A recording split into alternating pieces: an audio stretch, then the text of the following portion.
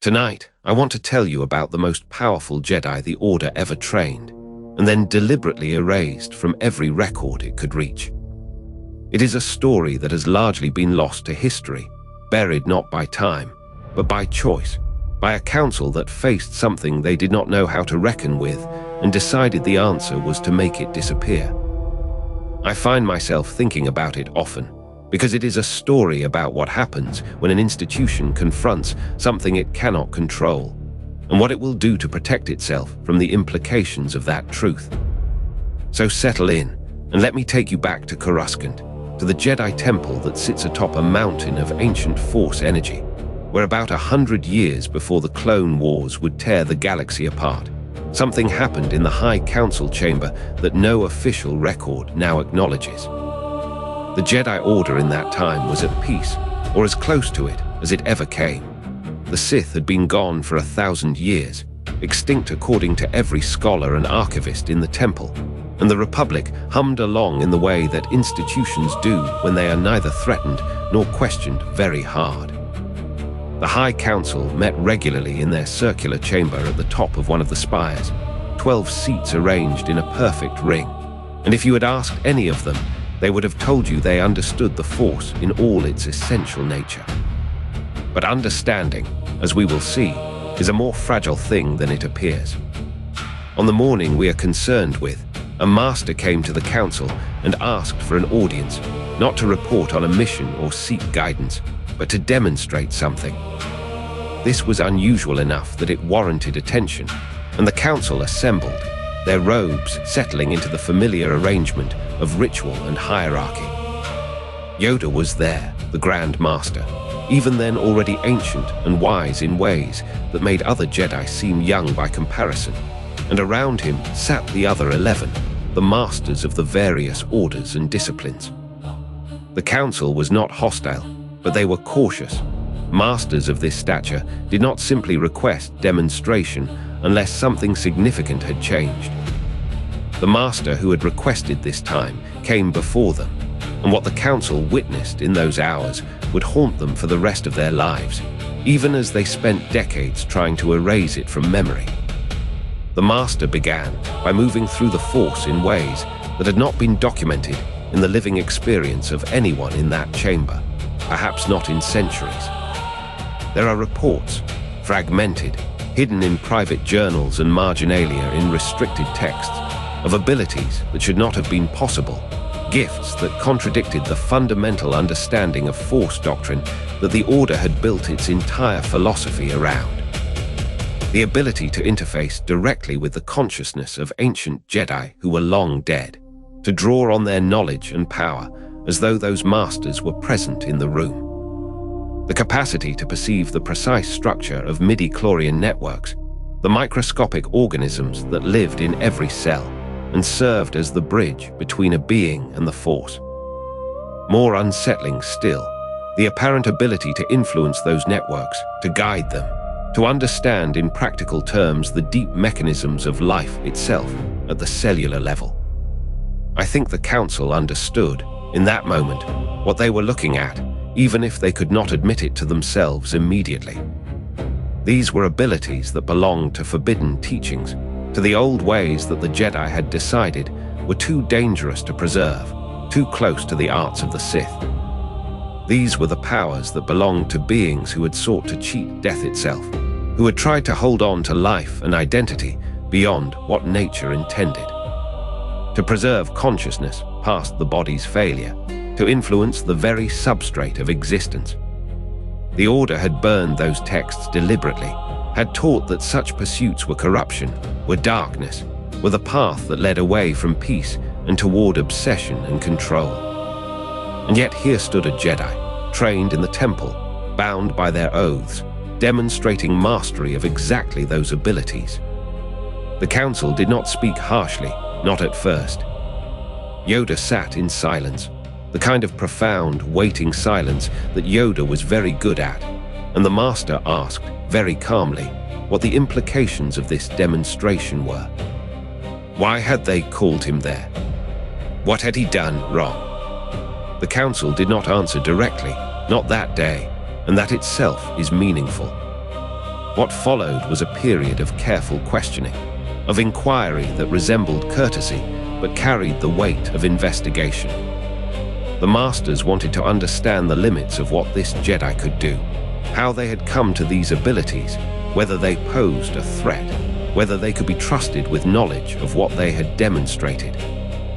There is a version of events, preserved in fragments, in which Yoda himself attempted to understand the mechanism of what the Master was doing, not to condemn it immediately, but to comprehend it, to see whether it could be integrated into Jedi teaching or whether it represented something fundamentally incompatible with the Order's nature. But I think by the end of that first trial, the question had already been decided, not openly, but in the way that institutions decide things when the official decision and the real decision diverge.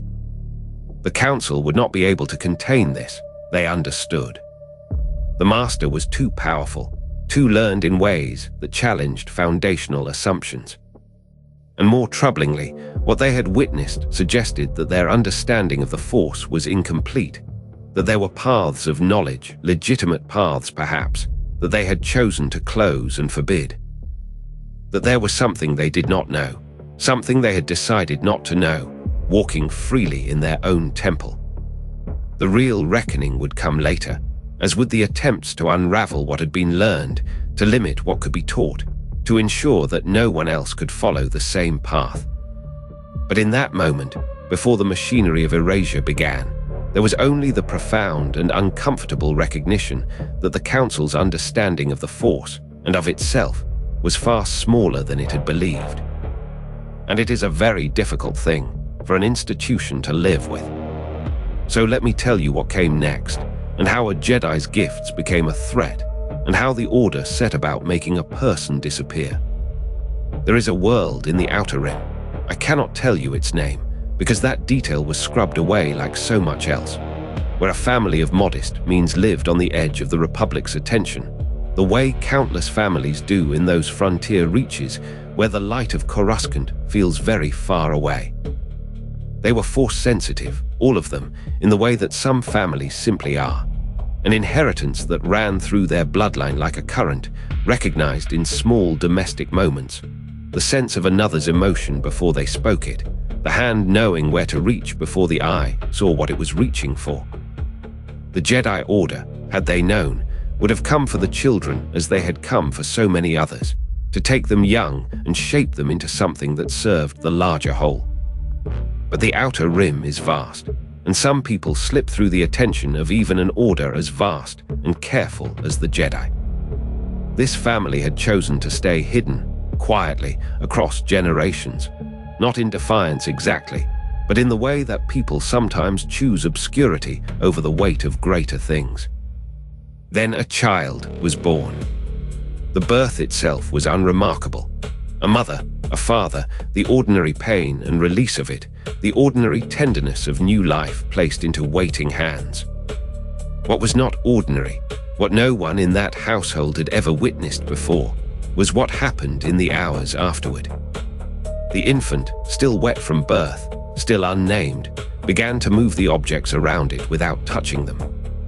Not fumbling or uncertain movement, as if learning, but with the casual ease of someone who has always done this, reaching into the world with the Force the way you reach out your hand. A cloth folded itself. Water in a basin rose and spun slowly in the air. The midwife stepped back, her hand over her mouth. The father, whose own Force sensitivity had always been a quiet thing, a steadiness, an intuition, nothing more, looked at his newborn with an expression caught between wonder and the deep, immediate knowing that everything was about to change. What they did not know, what they could not have measured in any simple way, was that the child's midi-chlorian count was beyond anything recorded in the archives of the Jedi Temple. Beyond even the highest counts the Order had ever documented. The scanners, had anyone been there to use them, would have struggled to get an accurate reading, the numbers climbing beyond the ranges that the instruments were designed to register. This was a child born with Force potential that approached, and in some ways exceeded, the theoretical limits of what any single living being should contain. But there were no scanners on that frontier world. There was only a family and a child, and the growing realization that what had come into the world was something unprecedented. The parents made a decision that day, one born of love and the kind of clear-eyed reckoning that comes when you understand you cannot raise what you have created. They would keep the child hidden until the child was old enough to understand what it was, to consent to whatever came next. They would give themselves years that the Jedi Order, had they known, would never have granted. And so the child grew in that small house on that forgotten world, with a power that had no name in any teaching the Jedi would recognize, and no place in any doctrine the Order would permit. I think about the weight of that secret a great deal, the way it must have sat in that household like a held breath, the parents watching their child do ordinary things, reach for objects, steady themselves in moments of emotion, and seeing beneath every gesture the coiled potential of a Force wielder unlike any that had come before. The child was loved, I think, fully and without reservation, in the way that parents love children they know they may have to give away. There is a particular tenderness in loving something you understand you cannot keep. Years passed, and the child became a young person, moving through that small community with the grace of someone whose connection to the Force ran through them like a second body, invisible to ordinary sight, but luminous to anyone with the sensitivity to perceive it. And in those years, the child never once displayed anger or instability, the kinds of warnings the Jedi Order had learned to look for in young Force users who had been left unsupervised too long. Instead, there was something almost unusual in its composure, a being whose raw power was exceeded only by an intuitive understanding that power itself was neither good nor evil, merely a fact of existence to be tended to carefully, the way you tend to a flame so great it might consume the world if you are careless with it. The parents, in particular the father, began to wonder if perhaps, just perhaps, their child might be something the Jedi Order was not prepared to understand. Something that had come into the world before it was ready, in a place where it could grow in the way that all things should grow, slowly, rooted in family and place, and the specific gravity of a single human heart, rather than torn away into the marble temples of the core worlds to be remade into an instrument of someone else's understanding. On distant Coruscant, in the great temple of the Jedi, the Council sat in its chambers and discussed the nature of the Force, the limits of what could be known, the necessity of certain restrictions on knowledge and power. They had not yet heard of this child. The child had not yet heard of them. But the machinery of fate, if you can call it that, was already in motion. The slow gravitational pull that draws things hidden out into the light, that brings those who know too much into contact with those who fear knowledge. All of it was still years away. For now, there was only a young being of unprecedented power, living in obscurity, tending their gift the way one tends to any gift given by grace rather than earned by striving. And waiting, perhaps without knowing it, for the moment when the Outer Rim's quiet would end, and the Jedi's long gaze would finally fall upon them. There is something about the beginning of a life like this that calls to me, not the raw power of it, though that is remarkable, but the innocence of it, the fact that for a little while, before the Order knew, before the Council feared, before any of the machinery of history began its grinding work, there was simply a child and a family, and the ordinary, extraordinary miracle of a life that had just begun. I want you to imagine, for a moment, what it is like to be a Jedi scout in the Outer Rim, far from the Temple, far from the Council's measured voices and the weight of doctrine that governs everything you do.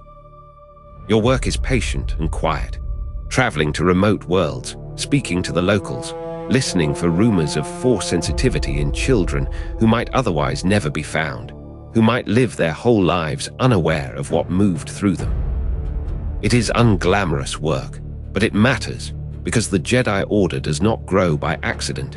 It grows by reaching out into the forgotten places of the galaxy and bringing home the gifted. In the year 137, before the Clone Wars, two such scouts, I'll call them Kess and Torvin, though the records of their names were lost long before we reached this part of the story, arrived on a world called Kalish Prime, a frontier settlement on the outer edge of mapped space, the sort of place that existed almost as an afterthought in the galactic consciousness. They had come because a merchant captain's daughter had written to the temple with a strange story. A family on the edge of the settlement whose child moved objects without touching them, who spoke to animals, who seemed to know things before they happened.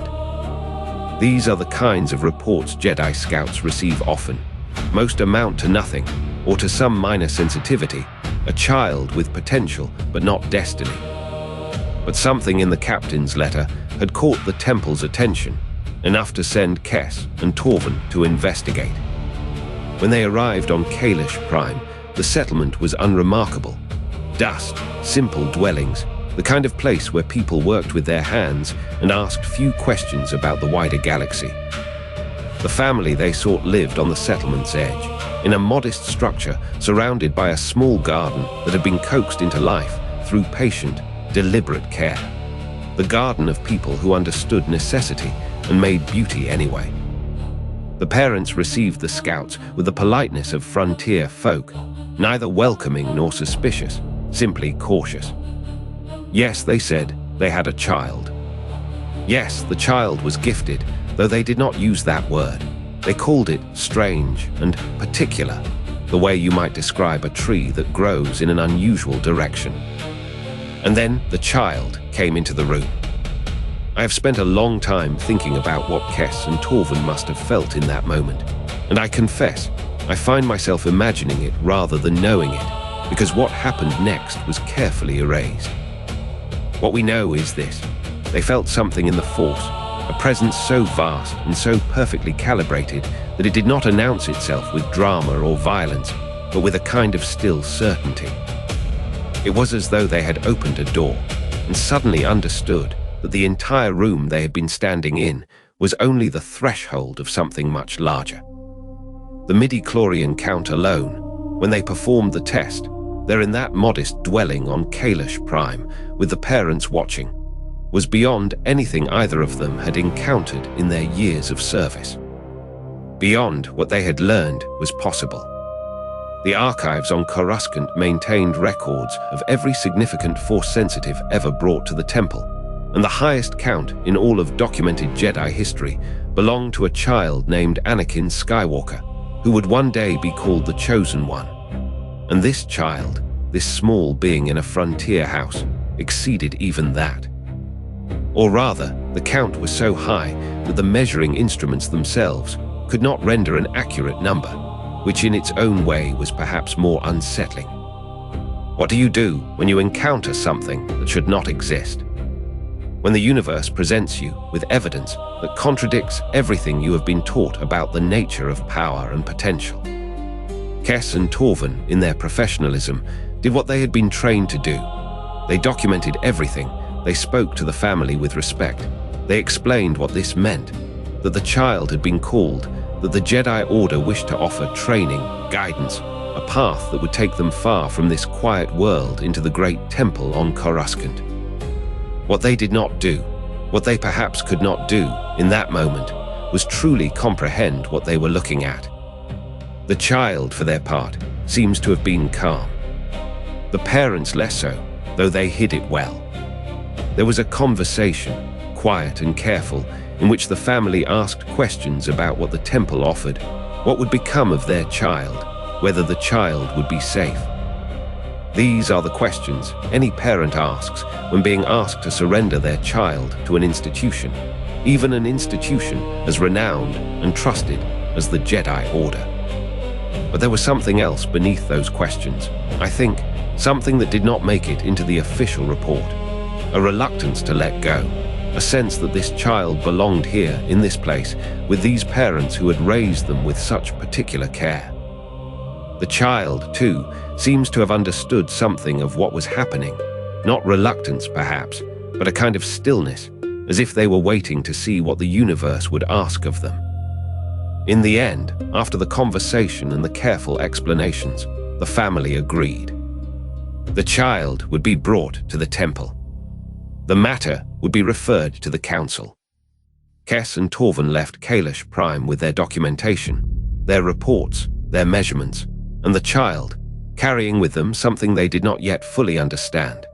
The knowledge that the Jedi Order's understanding of its own history and power was incomplete, that something existed in the Force which had not been accounted for, which did not fit neatly into the ordered structures of doctrine and knowledge. The journey to Coruscant, I imagine, was long and strange, and neither scout quite knew what they were bringing home. They were bringing an answer to a question that no one had yet asked, or rather, a question that the Council had asked long ago and then burned the answer to years before, in that chamber where forbidden doctrines had been rejected. They did not know yet that by bringing this child through the temple doors, they were setting in motion the very confrontation that would reshape the Order's relationship to its own power, its own secrets, its own fear. All they knew was what they felt in the Force when the child was near.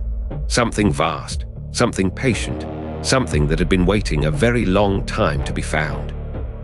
You have to understand, the Jedi Council did not meet lightly to debate the training of a single child, no matter how unusual the reports. But the scouts had returned from Kalish Prime with news that could not be ignored, and for 3 days, the temple had been holding its breath.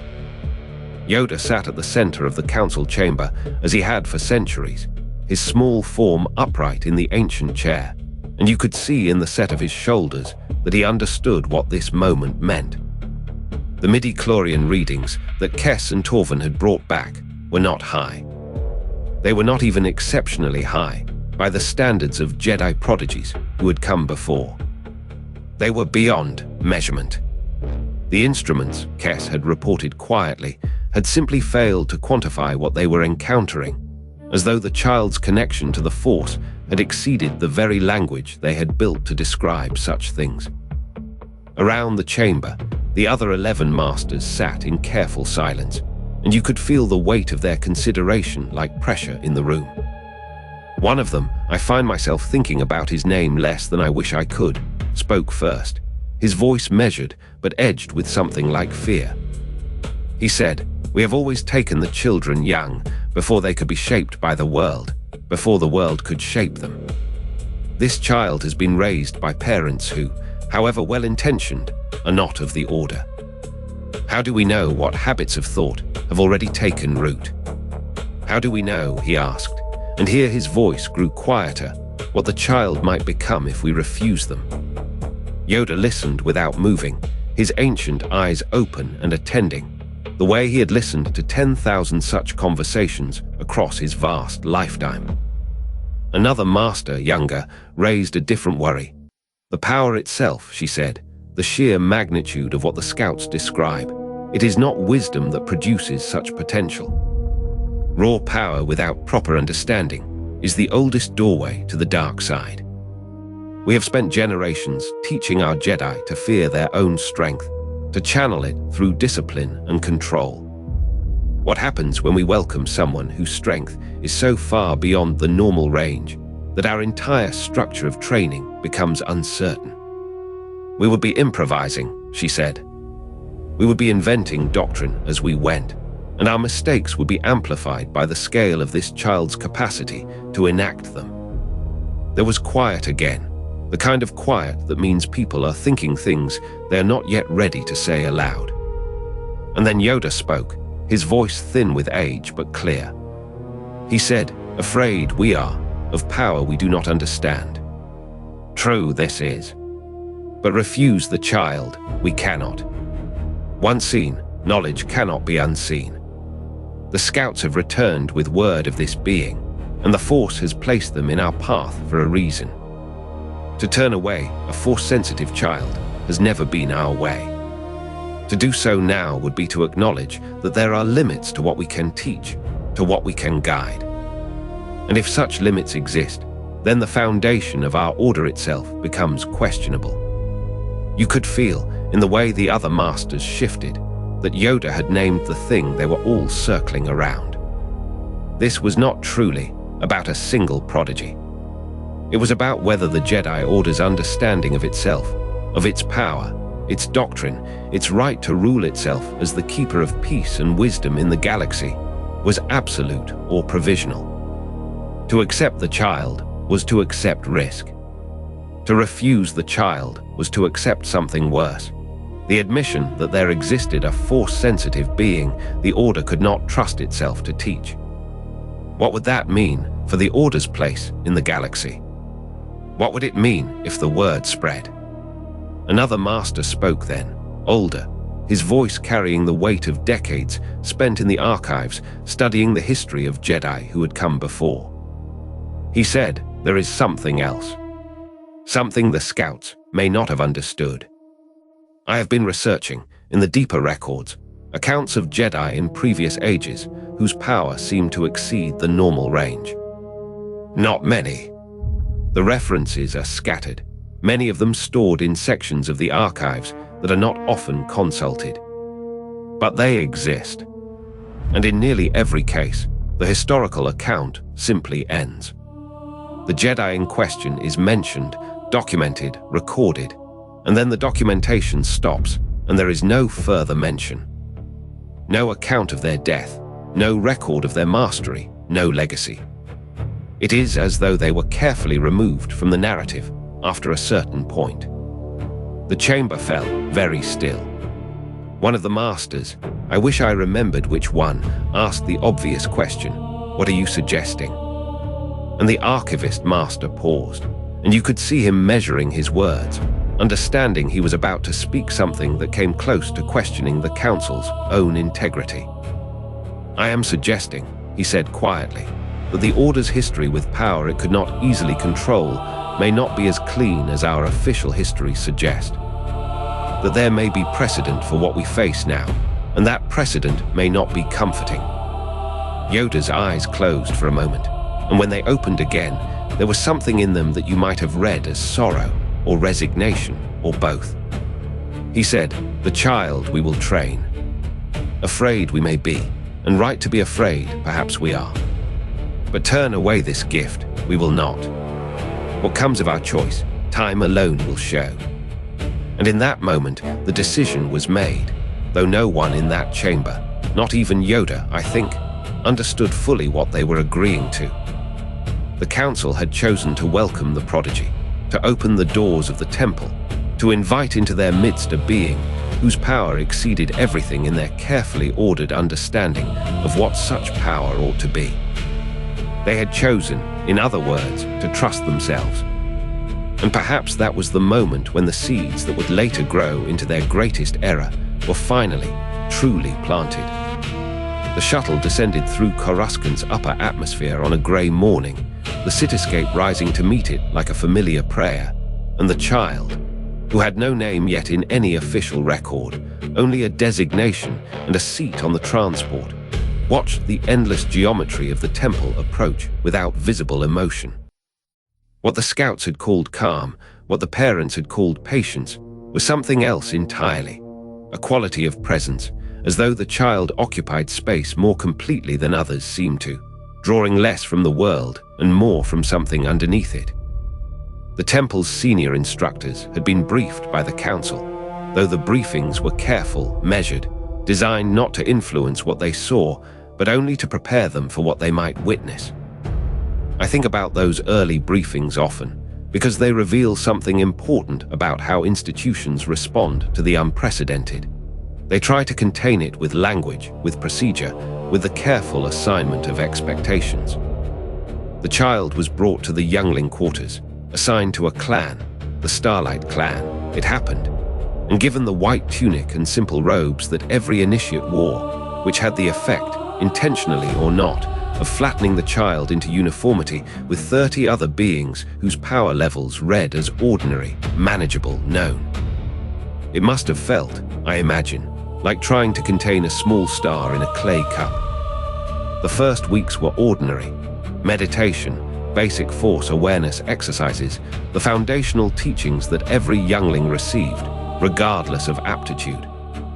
Yoda himself conducted these sessions, as the Grand Master did periodically, moving through the group with his cane and his patient attention, and what he saw in the child, what he felt in the child's presence, he kept to himself.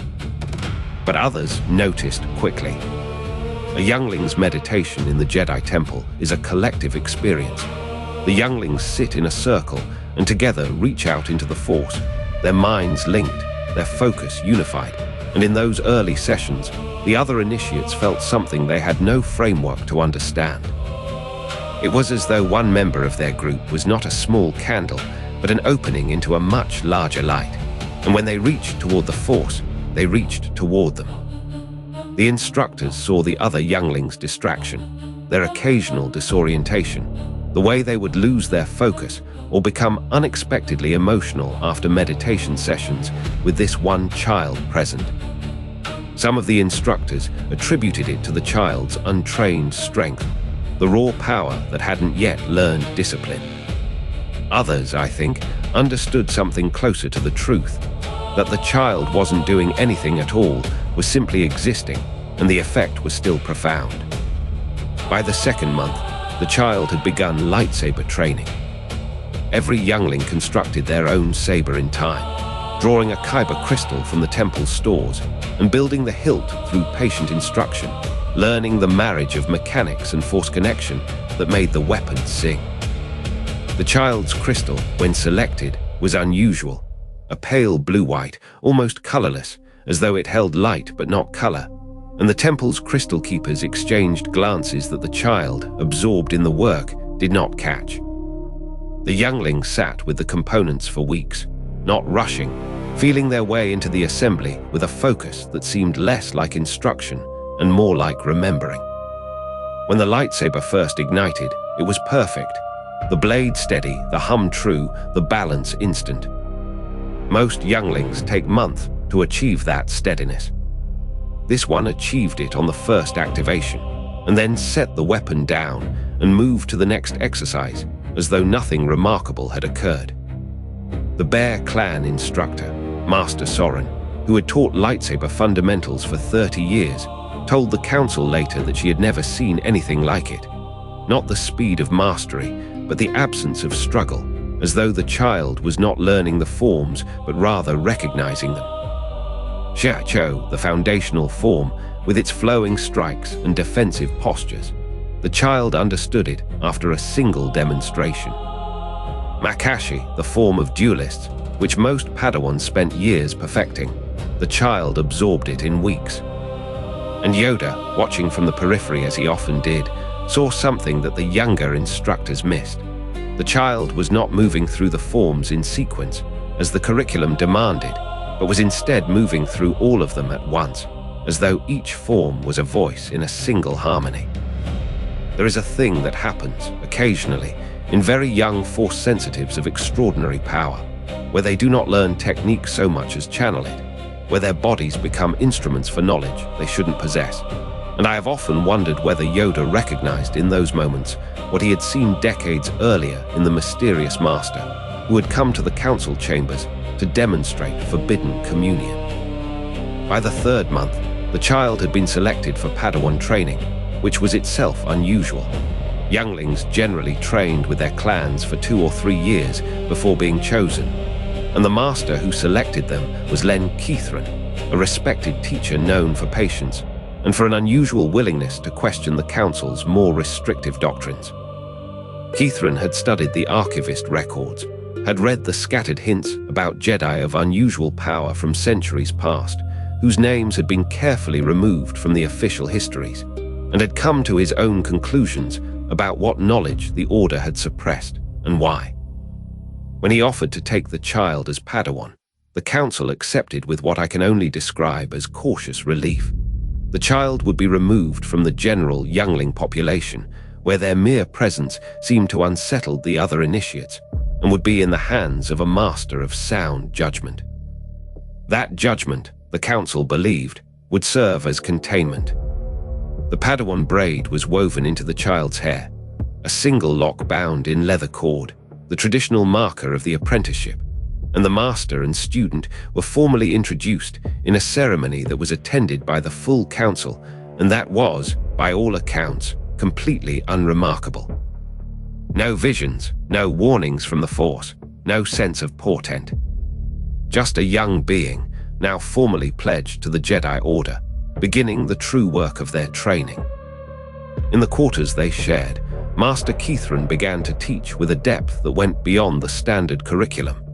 Meditation techniques that reached not just into the Force, but into its oldest layers, exercises that seemed designed to access something beyond the normal Jedi understanding of power.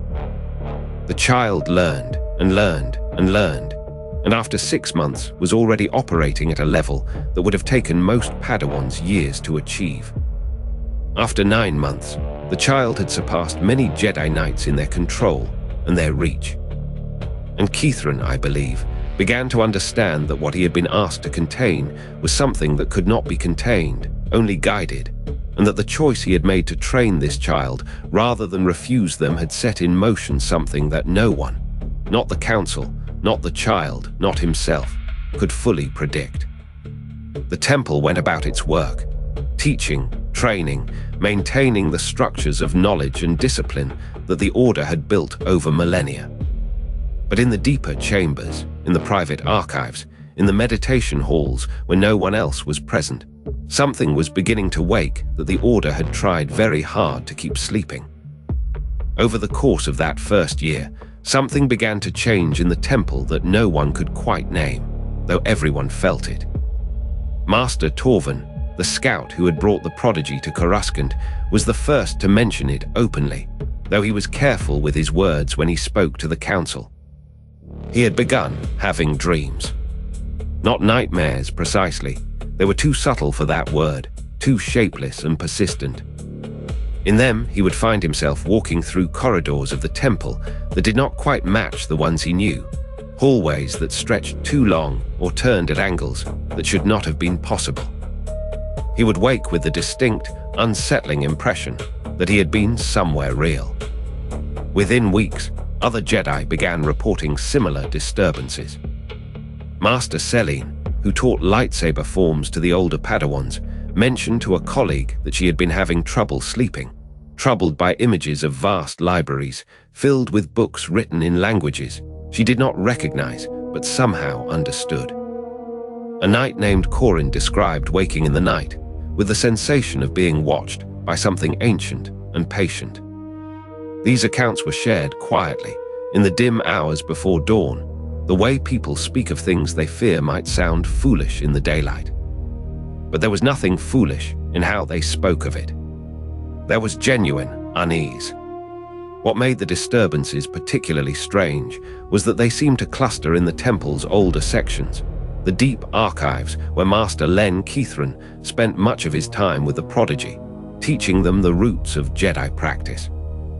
Several Jedi reported that walking past those chambers left them with a faint pressure at the back of their mind, a sensation not quite like pain, but like standing too close to something enormous. One evening, a Padawan named Salaz was meditating in the lower meditation galleries when he suddenly broke contact with the Force and fled, later describing it as feeling like the meditation chamber was too full, not with people, but with presence, with attention, with something looking back. Master Yoda, who spent much of his considerable focus on the temple's overall equilibrium, began to notice that the Force itself felt different in certain areas. This was not something easily articulated to those with less sensitivity, but there was a weight to it, a thickness, as though the temple was holding its breath. He did not blame the prodigy directly. The child was still young, still learning, still giving no outward sign of malice or corruption. And yet something had shifted the moment the prodigy's feet touched the temple's marble floors. I find myself thinking about this period quite a lot, because it represents something crucial. The moment when power and innocence began to separate in the minds of those who should have known better. The prodigy was not doing anything deliberately. Master Kithrin's reports made that clear. The child's meditations were disciplined, their force control precise, their intent pure. But intention is not the same thing as effect. A stone dropped into still water does not intend to create ripples, and yet the ripples spread regardless, and everything floating on the surface moves. The council began calling private sessions. These meetings happened late, when most of the temple was asleep, and those who might have witnessed them learned not to ask questions.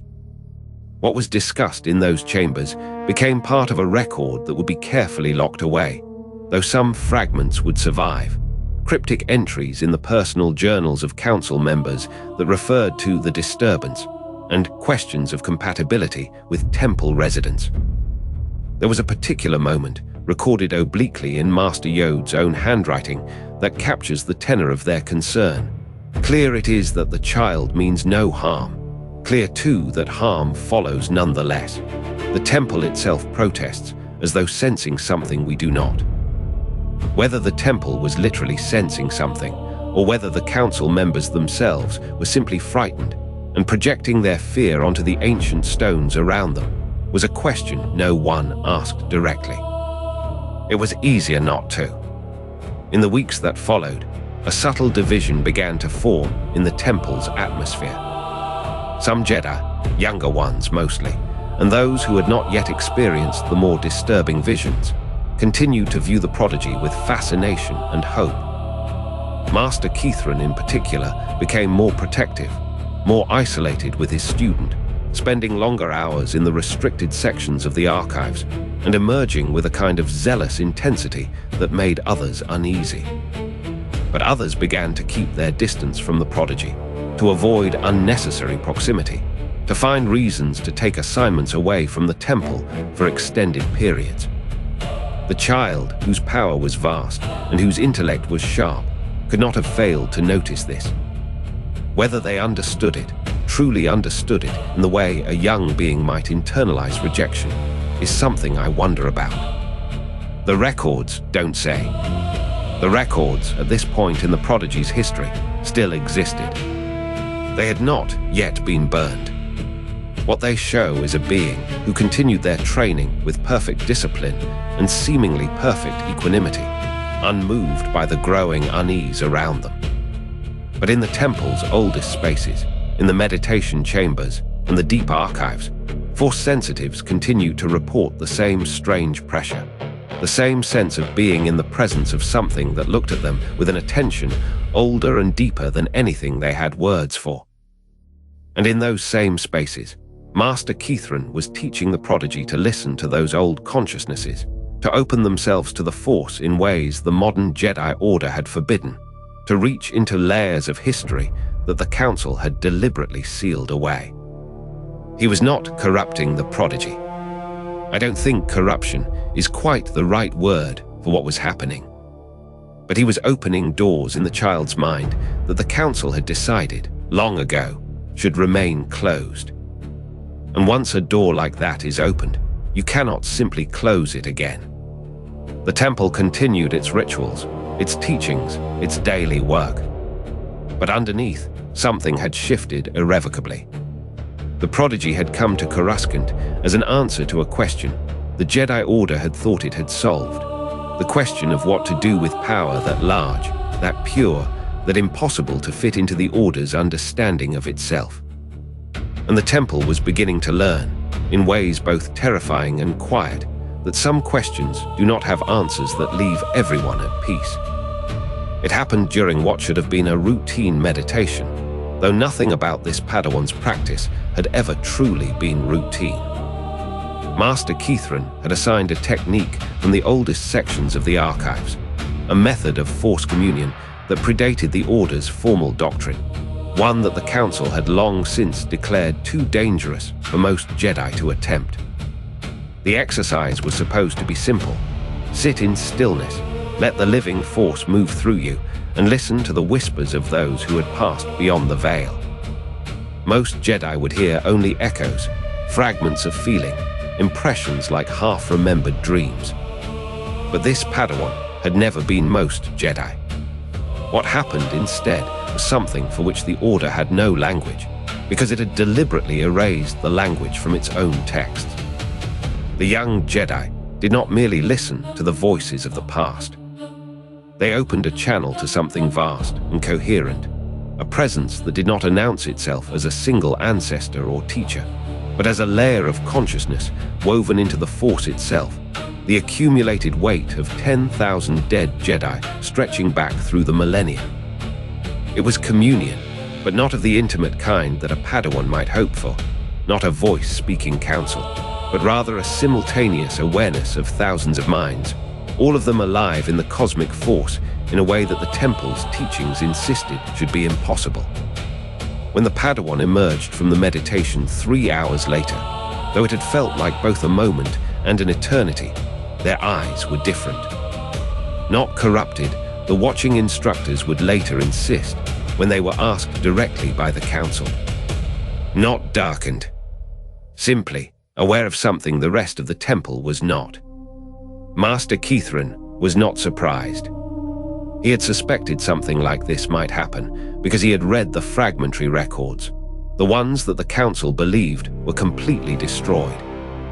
There had been others over the centuries, Force sensitives whose consciousness could somehow bridge the gap between living Jedi and the dead in ways that transcended normal Force ghosting, that went beyond even the techniques Qui-Gon Jinn had learned from the shaman of the Wills.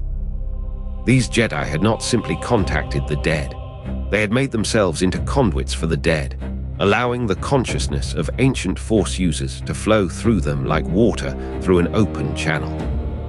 They had become living libraries of a kind the temple could not contain. I find myself thinking about what that would have felt like in those first moments after the connection was established.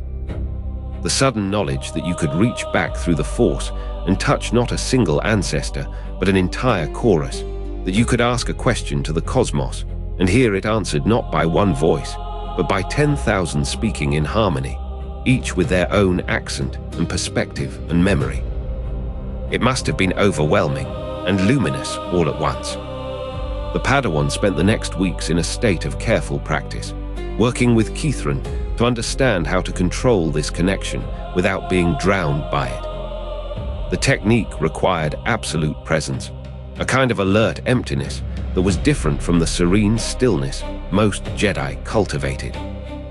It required you to be like a window, transparent enough for the Force to move through, but structured enough not to break. The cost of learning it was visible on the Padawan's face. There was a new weariness there, alongside the clarity, as though they were carrying something heavier than before. But there was also a kind of joy in it, the quiet joy of finally understanding something that had been dimly sensed all along. Word of this development reached the Council only in fragments, filtered through the reports that Kithrin was required to file. He was honest about what was happening. The Padawan's ability was real. It was under control. It was not connected to dark side influence. But he framed the communion as a natural evolution of the student's gifts, something that had emerged rather than been taught. This was not quite a lie, but it was not quite the full truth either. He had guided the Padawan toward this ability with deliberate intention, using the oldest methods he could find in the restricted archives, because he had believed for years, perhaps since before the Padawan even arrived at the temple, that the Order needed someone who could remember what it had forgotten. The Council's response was, as one might expect, complicated. There was awe in it, certainly. Even the skeptics among them could recognize the magnitude of what the Padawan was capable of. But there was also something else, a deep, unspoken dread. Because communion with the dead was not, in and of itself, forbidden. But the Jedi Order, for reasons that had never been explicitly stated in any council session, but which hung in the air like dust, preferred that its members not ask too many questions of the dead. The dead, after all, remembered things that the living had taken great pains to forget. They remembered the old ways, the techniques that had been burned from the archives, the Jedi whose histories had been carefully excised from the Order's official record. They remembered the questions that the Council did not want asked. One of the older counselors, a master named Veyron, requested a private audience with the Padawan shortly after the communion was achieved. The conversation itself was never formally recorded, but afterward, the Padawan seemed more cautious, more aware that there were boundaries in the temple that had nothing to do with the boundaries of the Force itself. Kithrin noticed the change, and his protective instinct, which had always run deep, began to harden into something closer to defiance. He began to spend even more time in the restricted archives, pulling texts that few living Jedi had read, cross-referencing fragmentary accounts of past Force users who had possessed similar abilities. He started to keep his own records, private notes that he hid in his quarters, documentation of the Padawan's development that did not go through Council channels. He was, perhaps without fully understanding what he was doing, beginning to prepare for a future in which the Council might attempt to contain what it could not control. The Padawan, meanwhile, continued to grow in power and in knowledge, and began to understand something that Kithrin already knew, that the Force itself seemed to want to be remembered. That the dead Jedi, those who had merged with the cosmic Force, were not silent or content with obscurity. They were trying to teach. They were trying to speak through anyone who would listen. And now, for the first time in centuries, someone was listening back. There was a kind of responsibility in that discovery, a weight that went far beyond the weight of any individual Force ability. It meant that the Padawan carried within themselves the trust and the knowledge of an entire lineage that the Order had tried to erase. It meant that the cosmos itself, in some sense, had chosen them as a vessel for what must not be forgotten. There was something beautiful in that, and something troubling, and something that made the Council, when they sensed it in the Force, pull back instinctively, the way one might pull back from a door that opens onto a light too bright to look at directly.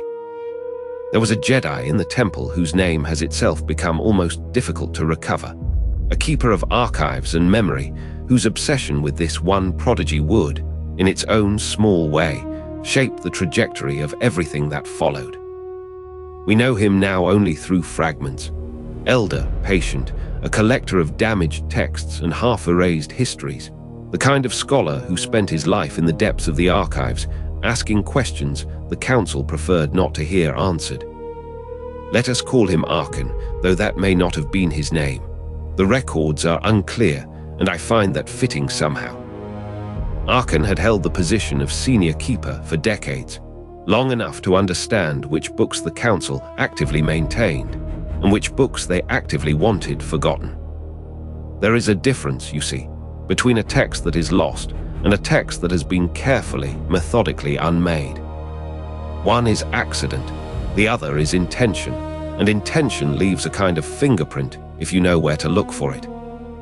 He had spent years cataloguing these fingerprints, theological texts that stopped mid-argument, historical records whose final pages had been excised so precisely, the binding still looked whole, data tapes whose contents had been overwritten, but whose housings bore the wear patterns of something that had once held much more. When the prodigy arrived at the temple 3 years prior, Arkan had watched from the quiet margins of the archives as the Council struggled visibly with what to do with a being of unprecedented power. He remembered the emergency sessions, the carefully neutral tone of the official announcements, the way Yoda had insisted on acceptance while simultaneously ordering new restrictions be placed on access to the deepest records. Arkan understood what that combination meant, fear masquerading as policy. What drew him to the prodigy specifically was not reverence, though there was something of that, but rather a recognition, the sense that he was looking at the answer to questions the Order had spent generations burying. Master Kithrin's work with the student had become increasingly visible in the temple, and increasingly visible was the attention it drew from the Council, and the pushback, subtle but unmistakable, that began to accumulate around it. Arkan observed, as he had learned to observe carefully and from a distance. It was during the 5th month of the prodigy's formal training that Arkan made a decision that would ripple forward long after his own time had ended. He began, quietly and with meticulous attention to concealment, to document everything about the student's development. Not in official channels, those were far too exposed, but in a personal archive, recorded on holocrons that he kept secured in the restricted vaults beneath the primary chamber, embedded among damaged fragments and texts deemed too dangerous to destroy, but too sensitive to maintain in active circulation. He would observe the prodigy in meditation, in the training halls, in the moments of quiet between formal instruction, and he would record what he saw. The way the student's presence seemed to harmonize the ambient force in a room, the unusual grace with which they moved through classical forms, the depth of understanding that appeared to come not from study, but from recognition. There is something I have noticed, in my own reflection on this, about how the keepers of knowledge become obsessed with patterns. Archon had begun to see a pattern. It was visible in his own archives, in the careful catalogue of erased records he had been maintaining for years. Gaps in the historical record that corresponded to certain eras, certain breakthroughs in force technique, certain Jedi whose accomplishments were recorded with extraordinary brevity before their names simply ceased to appear. The prodigy seemed to fit that pattern so precisely it was, as though the student had been cut from the same cloth as those forgotten masters. Archon found himself staying later in the archives, pulling older texts, cross-referencing damaged fragments, searching for any account that might illuminate what he was witnessing in the present. He discovered references, in texts more than 500 years old, to a technique called the communion, a practice of interfacing directly with the consciousness of ancient force users woven into the cosmic force itself, a method of accessing knowledge that predated formal Jedi doctrine by centuries. The texts were sparse, their language deliberately obscured, but the implication was clear. This was a power that the Order had once possessed and then deliberately forgotten. And now, in the present moment, he was watching a Jedi who seemed to be rediscovering it. What Archon did not yet fully understand, though he sensed it in the way the prodigy moved through the temple, was that Master Kithrin had guided the student to exactly this breakthrough. Kithrin, who had read the same fragmentary records that Archon kept, who understood the implications as clearly as the archivist did, was deliberately reconstructing a lineage that the Council had tried to erase. The two men, Kithrin and Archon, never explicitly coordinated, never spoke directly of what they were doing, but there was an understanding between them. Both saw in the prodigy the ghost of something the Order had tried to kill, and both felt, in their different ways, that the truth deserved to be preserved. Archon created a record that was not official, could not be audited, existed only in his private vaults. The prodigy's progression through the months of training, the breakthrough in the communion, the way the students' midi-chlorian count seemed to fluctuate in response to their depth of communion with the ancestral consciousness. He documented Kithrin's teaching methods, the restricted texts the master was providing, the visions the prodigy reported experiencing during deep meditation. He even began, in his careful way, to gather copies of the oldest texts that pertained to the communion, creating a kind of underground archive within the archives itself. What he did not know, and what I think about often, is that his work, this obsessive, loving preservation of truth, would itself become dangerous. The Council had learned to live with knowledge. It did not want by keeping it hidden, by maintaining the fiction that the erased records had never existed. An archivist documenting the resurrection of that knowledge in real time, creating new records of the forbidden, was something they would not be able to ignore forever. And yet, in the moment that Archon made this choice, he was thinking only of his duty to truth, to memory, to the belief that what had been deliberately forgotten deserved to be preserved. The prodigy, moving through the temple unaware of the careful archive being built in the vaults below, was already walking toward a future that had been written for them long ago, in erasures and silences. And Archon, in his own small way, was trying to leave a message across time. You were here, it would say, you were real and you mattered. There is something profoundly human in that act. The archivist's faith that preserving the truth is itself a kind of rebellion, that bearing witness is a form of resistance. Whether he understood what price his obsession would ultimately demand, the texts do not say. The story moves forward quietly, as it must, carrying the weight of secrets that were never meant to be kept, and truths that were never meant to surface. It is, I think, worth pausing here to talk about what happened in the 9 months that followed, because the Council's unease, which had begun as a small, worried thing, almost unspoken, began to take on a different shape once the trials began. The Jedi trials are 5 ancient tests: skill, courage, the flesh, spirit, and insight, and they are designed not as impossibilities but as thresholds, places where a Padawan must genuinely be tested, must be pushed to the edge of what they believe they can endure. Most Padawans approach them with a mixture of determination and honest fear. There is no shame in that, because the tests are meant to be real, to separate those ready for knighthood from those who are not yet prepared to carry the weight of it. But the Prodigy's trials unfolded differently, and I think if you want to understand what the Council feared, you have to understand what happened in those chambers. The trial of skill came first, and it was conducted by Master Vor, a swordmaster of considerable renown who had overseen dozens of elevation ceremonies over his long tenure. The confrontation was meant to be rigorous, a dance of attack and defense that would reveal whether the Padawan understood lightsaber technique not just as technique, but as philosophy, as an expression of restraint and purpose. What Vor reported afterward was not criticism, but something closer to bewilderment. The Padawan did not defeat him exactly, but rather seemed to anticipate every movement before it began, as though reading not his actions, but his intention before his body could execute them. There was a grace to it that Vor found almost unsettling, because excellence in combat should still carry the mark of struggle, of choices made and refined through effort. This bore no such mark. The trial of courage came next, conducted in the lower temple where the younger masters took Padawans to face simulated combat against elder knights under strictly controlled circumstances.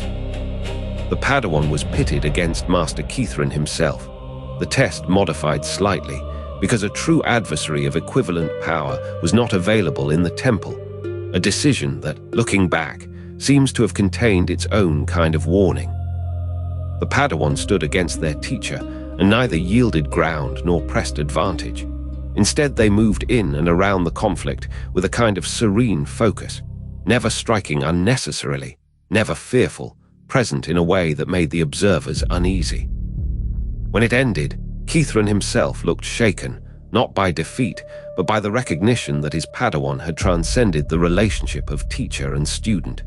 They were no longer learning from him so much as being restrained by him. The trial of the flesh was perhaps the most telling, because it required the Padawan to endure genuine hardship, isolation in the upper spires for 3 days without food or water, a test meant to clarify the body's suffering and the spirit's resistance to it. The Padawan completed it not with the haggard triumph of someone who had fought their own breaking point, but with an almost serene calm, as though the trial had revealed not struggle but peace. When asked what they had learned, the Padawan spoke quietly of understanding the body as a vehicle for the Force rather than a limitation of it, and the masters who heard this response exchanged glances that suggested a doctrine somewhere very fundamental had shifted. The trial of spirit is the one where I think the Council's deepest anxiety crystallized, because this is the test where you confront yourself, where you step into a place strong in the Force and face the darkness you carry within, the potential you could become if you surrendered to fear or anger or the hunger for power. The Jedi Temple itself is built upon a Force nexus, a wound in the cosmic structure where the Force is thick and raw, and it was there in the lower mediation chamber that the Padawan entered for this final examination before knighthood. What occurred in that chamber, I should tell you, was never fully documented, and that itself became significant. The Council had expected to monitor the trial, to have masters present to observe and guide if necessary, but the Padawan asked to enter alone, and Master Kithrin, whose judgment the Council had been relying on, supported the request. For 6 hours, the meditation chamber was sealed. No one reported hearing conflict or disturbance, yet when the doors opened and the Padawan emerged, there was something in their bearing that had subtly altered, a kind of deepening, as though they had touched something vast and returned changed by it. Master Yoda himself conducted the final trial, the trial of insight, which tests whether a Padawan can perceive truth and resist deception. A test conducted in the chambers of the High Council itself, with a full complement of masters arrayed in their semicircle. The Padawan was presented with a complex scenario, a report of injustice in a distant system, incomplete information, the pressure of time, and a choice that seemed to require betraying either mercy or doctrine. What the Council witnessed was the Padawan moving through the riddle not by choosing, but by perceiving the nature of the test itself, the way it was constructed to force a false dichotomy, and addressing the underlying question rather than the trap. When it was done, there was silence in the chamber, because the Padawan had not just passed the test, but seemed to have understood something about it that the Council itself had perhaps forgotten. That genuine insight means seeing beyond the structure of the trial altogether. The Padawan stood before the Council in the ceremonial chamber as Master Yoda prepared to cut the braid, that small lock of hair worn by all Padawans as a visible marking of their apprenticeship. And as the blade severed it, the young Jedi Knight was formally elevated. And I think that is when the real weight of it settled on the Council, because elevation to knighthood is meant to be the moment of completion, the seal on a passage that has been difficult and hard won. But this elevation carried no sense of resolution. Instead, it opened a question that none of them could yet articulate. If a being of this power had passed the trials not through struggle, but through transcendence, what did that mean for the doctrine they had built their entire order upon? Was the Padawan exceptional in the way that great Jedi sometimes are, or was the Padawan exceptional in a way that suggested the Order had been constraining its own understanding of what the Force could be? And if the latter, if this Jedi represented something the Order had deliberately forbidden, the kind of power that the Council had spent generations trying to erase from memory, what did it mean that the Order had now, through its own processes, elevated them to a rank of authority and respect? I find myself thinking about the Council's position a great deal, in fact, because there is something almost tragic in it. They had feared this being, tried to contain this being, and now they had consecrated them through ritual, made them officially part of the structure they had hoped to control them within. There's a particular kind of helplessness in that, isn't there? The ceremony concluded, the new knight was congratulated, the Council dispersed, and the next day the young Jedi Knight took up quarters befitting their rank. But in the Council chambers, behind closed doors, the fear had found a name at last. The trials had proven that this Jedi did not belong to the Order's doctrine anymore. They had outgrown it, or perhaps they had always been too large for it. And now they wore the insignia of the Jedi, held the title of knight, and possessed knowledge and power that the Council had been trying to destroy for generations. The question was no longer whether to contain them, but whether it was still possible to do so. And I think that question, more than anything else, is what set the Council on the path they would soon begin to walk, the path toward erasure. 90 years before the Clone Wars, in the ordered quiet of the Jedi Archives on Coruscant, the newly elevated knight found themselves standing before the Holocron Vault for the first time with something like legitimate access. The vault was not a place of grandeur. If anything, its restraint was the point. White walls, soft illumination, rows of crystalline devices standing in stasis fields like thoughts preserved in amber. The knight was searching, though they could not have fully articulated what for, only that Master Kithrin's teachings had awakened an appetite, a sense that the Force itself was trying to tell them something the archives officially did not contain. A name surfaced in their meditation that morning: Erlen Voss, a master whose knighthood ceremony was recorded in the oldest databases, but whose later years simply ceased, as though a hand had drawn a line through them. The knight asked the archivist on duty, a younger Jedi named Ten, careful and meticulous, whether the restriction protocols might be relaxed for a newly made knight seeking advanced historical knowledge. Ten hesitated, the smallest flicker of discomfort crossing their face, the kind of hesitation that itself becomes a kind of answer. There was a procedure, 10 explained quietly, for accessing restricted materials. The request had to be logged, the council had to approve, and even then, only certain sections were available to anyone outside the inner circle of the High Council itself. The knight understood in that moment that the hesitation was not about their rank or readiness, but about the question itself, that asking about Erlen Voss was already asking something that had been asked before by others and answered with silence. But the knight was young enough and high enough ranked that the formal request was filed, almost perfunctorily, as though everyone involved knew it would be granted, but wanted the appearance of procedure. 3 days passed, during which the knight occupied themselves with the regular duties of their new rank, all while the force seemed to hum with a patient intensity, as though something old was leaning toward them through time. On the 4th morning, 10 appeared in the temple gardens where the knight was training, and handed them a crystalline key, the kind used to unlock the deeper sections of the archives, a key that would fit no physical lock, only the consciousness of the vault itself. The knight descended that evening, after the archives had quieted, after the senior archivists had returned to their chambers, moving through corridors they had never been shown, but somehow, in the way of force sensitives, seemed to recognize. The restricted section existed behind a door that required not permission, but presence. Only a sufficiently attuned consciousness could perceive it at all, which is perhaps why so few Jedi ever found it, and fewer still spoke of what was inside.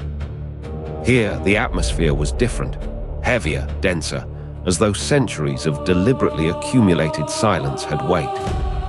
The holocrons were organized by a system that was not immediately apparent, not chronological, not by subject, but perhaps by something deeper, by the nature of the knowledge they contained. The knight's fingers found Erlen Voss's crystal almost before they were conscious of looking for it, and when they held it, they felt an immediate, almost familiar resonance, as though greeting an old friend.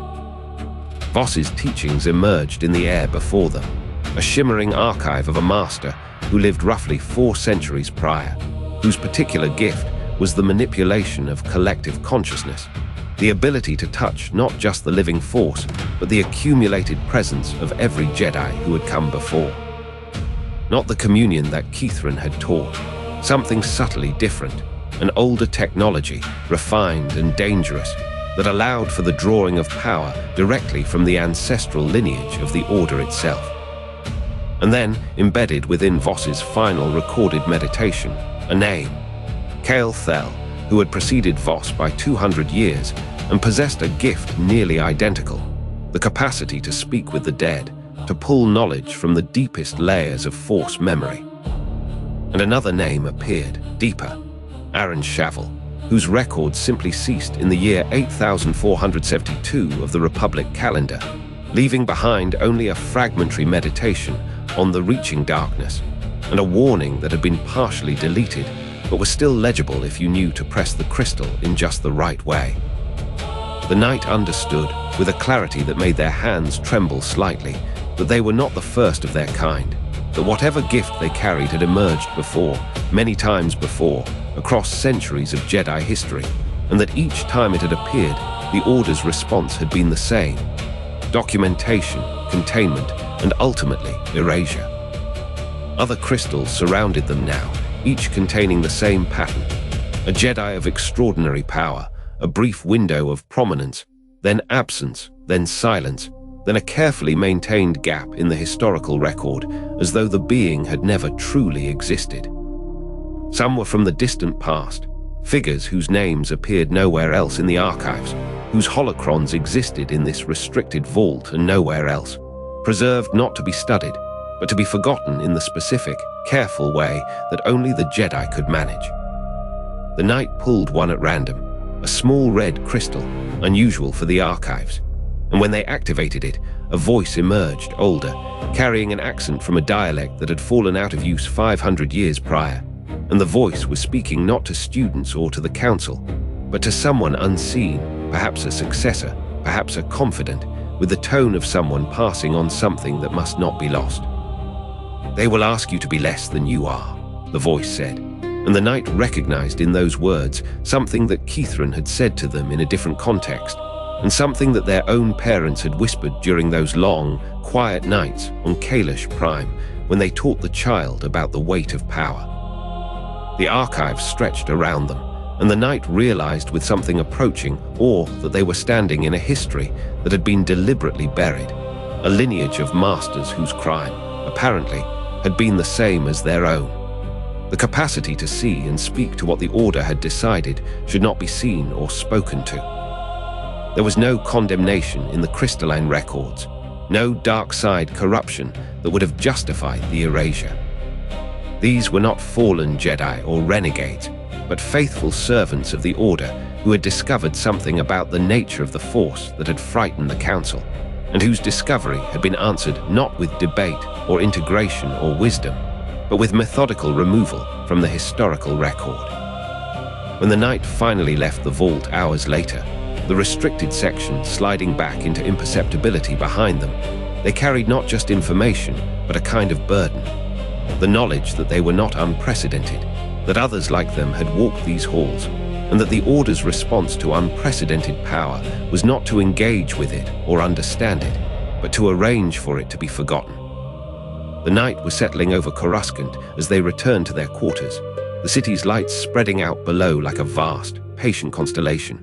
And in the quiet of their chamber, the knight began the long work of recording what they had found, documenting names and dates and fragments, not from any desire to preserve themselves, but because they understood now that silence was precisely what the Council wanted, and that knowledge, once truly seen, carried an obligation. They did not yet understand that this documentation, this refusal to let the past stay buried, would itself become the seed of everything that would follow. But the Force was patient, and patient things do not always announce themselves. There is a moment in deep meditation when the boundary between the self and the Force becomes so thin that you begin to wonder whether you are still breathing the Force, or whether the Force is breathing through you. For the knight, this moment had come to feel less like a threshold, and more like a doorway they were learning to recognize and pass through with increasing ease. Master Kithrin had long since ceased asking the Council for permission to teach what they were teaching, and the lessons had moved beyond the restricted archives into spaces within the temple where the meditation chambers opened onto something older, something that predated the Council's careful doctrine.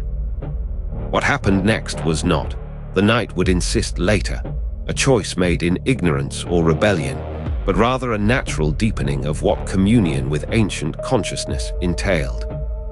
The technique itself, as the knight had learned it, was theoretically neutral, a method of reaching backward through time to touch the collective memory of those who had walked the Force before doctrine had calcified and narrowed what was permissible to know. But consciousness, especially the consciousness of beings who had lived and died across centuries of the Force's turbulent history, does not remain untouched by what those beings felt in their final moments. Anger, fear, the desperate knowledge of having understood something the Order deemed too dangerous to preserve.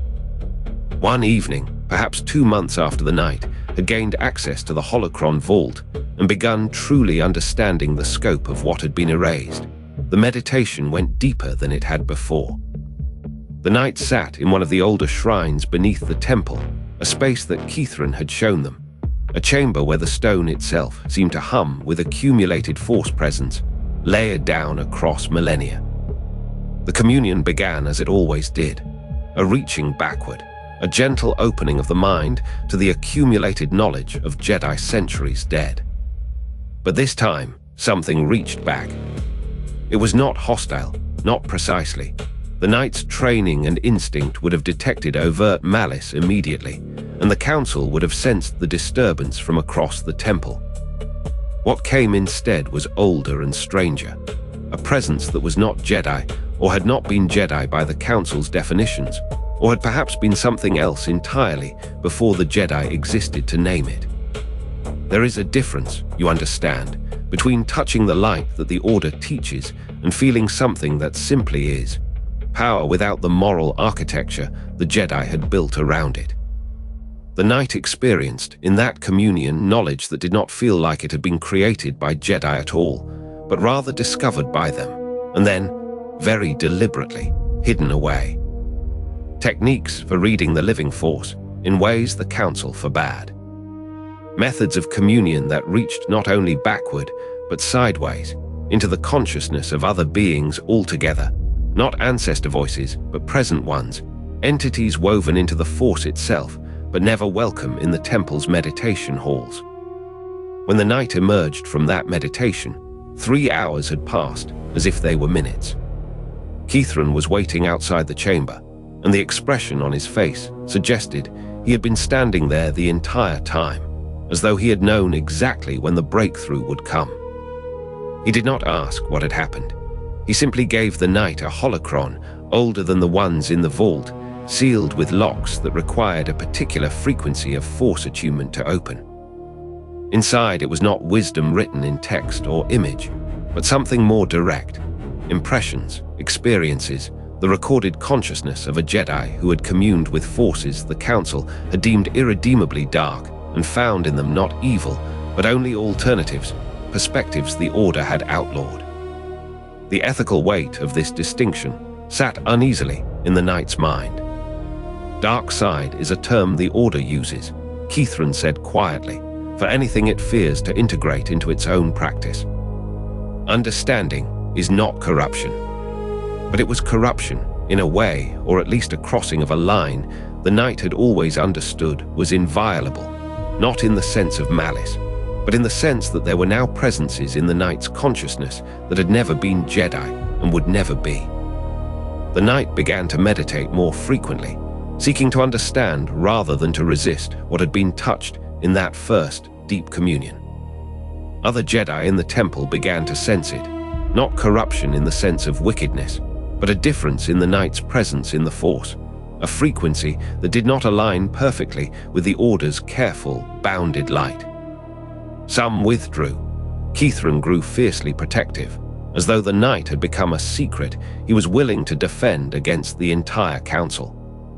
The archivist Arkan, who had been following the Knight's development quietly from beneath the archives, began to record not just the prodigy's growth in knowledge, but the changing tone of that growth, documenting how the communion with the past had begun to open doors to something the past had itself been forbidden to touch.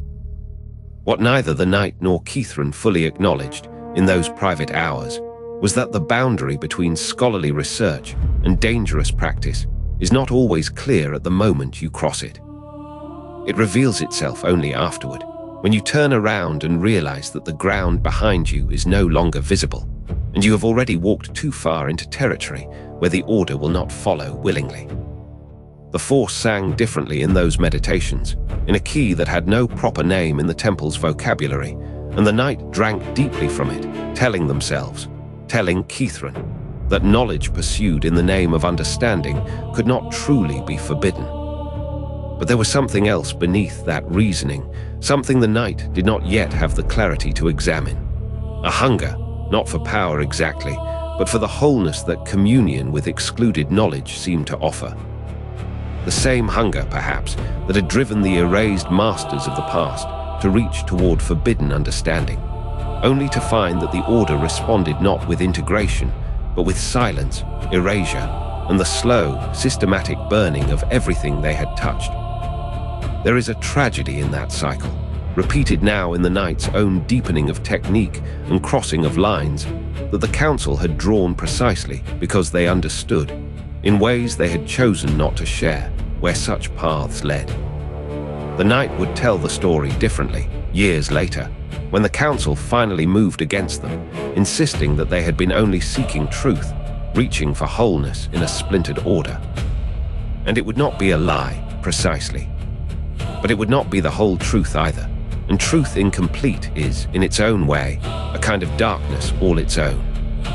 Keithran continued his documentation, filling hidden holocrons with the record of the Knight's transformation, and Arkan beneath the archives continued to watch, neither man fully admitting to the other what they feared they were witnessing, not the corruption of the Order's finest student, but the Knight's slow acceptance of a doctrine that the Order's founders had deemed necessary to erase.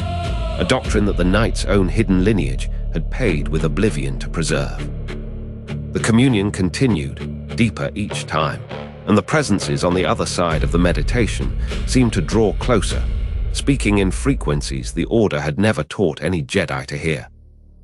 You have to understand that the Jedi High Council does not meet in secret lightly, and it does not call emergency sessions without cause that has already begun to feel like a wound.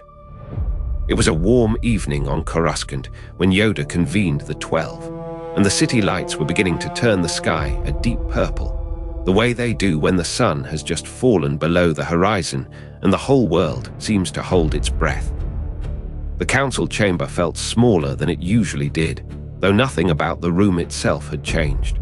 The 12 seats arranged in their careful circle, the tall windows framing the cityscape, the air itself still and heavy with attention. Master Ki-Adi-Mundi had brought with him a data crystal containing the reports. 17 Jedi in the past 3 weeks alone, describing visions of impossible corridors, of voices speaking in languages that predated the current temple, of a pressure in the meditation chambers that seemed to emanate from no source they could locate. Agent Kola spoke first, and his voice carried the weight of someone who had been losing sleep.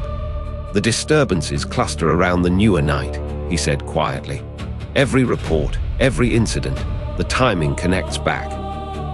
Yoda, who was smaller than the rest and whose eyes seemed to see things the others had not yet learned to look for, sat very still. Deliberate, these visions are not, he said. Intent there is not, yet present they remain. Stas Ali leaned forward slightly. We cleared this night for elevation. We performed the trials ourselves. Every test was passed with more than sufficiency. There was something in her voice like doubt examining itself. The power is not the corruption, said Dipar Balaba, one of the few on the council who had studied the oldest records. Power itself is neutral, but the way it is used, the company it keeps. She did not finish because she did not need to. Everyone in that circle understood what she was suggesting, that what had arrived at the temple with the Knight was not the Knight alone, but something else, something they had perhaps invited in without recognizing its shape. Master Kithrin was not present, and this itself was notable. He had sent word that he was away on temple business, conducting research in the lower archives, unavailable for a council convocation. Convenient, said Kit Fisto, and there was no humor in it. The Knight's primary instructor vanishes the moment we need to discuss the Knight's presence in the temple. Even Peel spoke very quietly. I have walked these halls for 80 years. I know the weight of the Force when it moves through the temple. What I felt 3 days ago was not Jedi doctrine.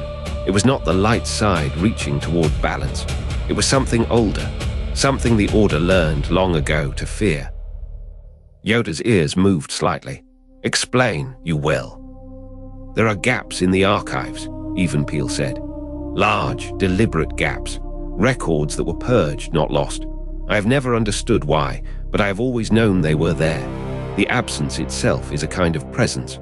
What I felt from the Knight's meditation chamber felt like those gaps had suddenly begun to fill themselves, as though something we had carefully forgotten was remembering itself back into existence.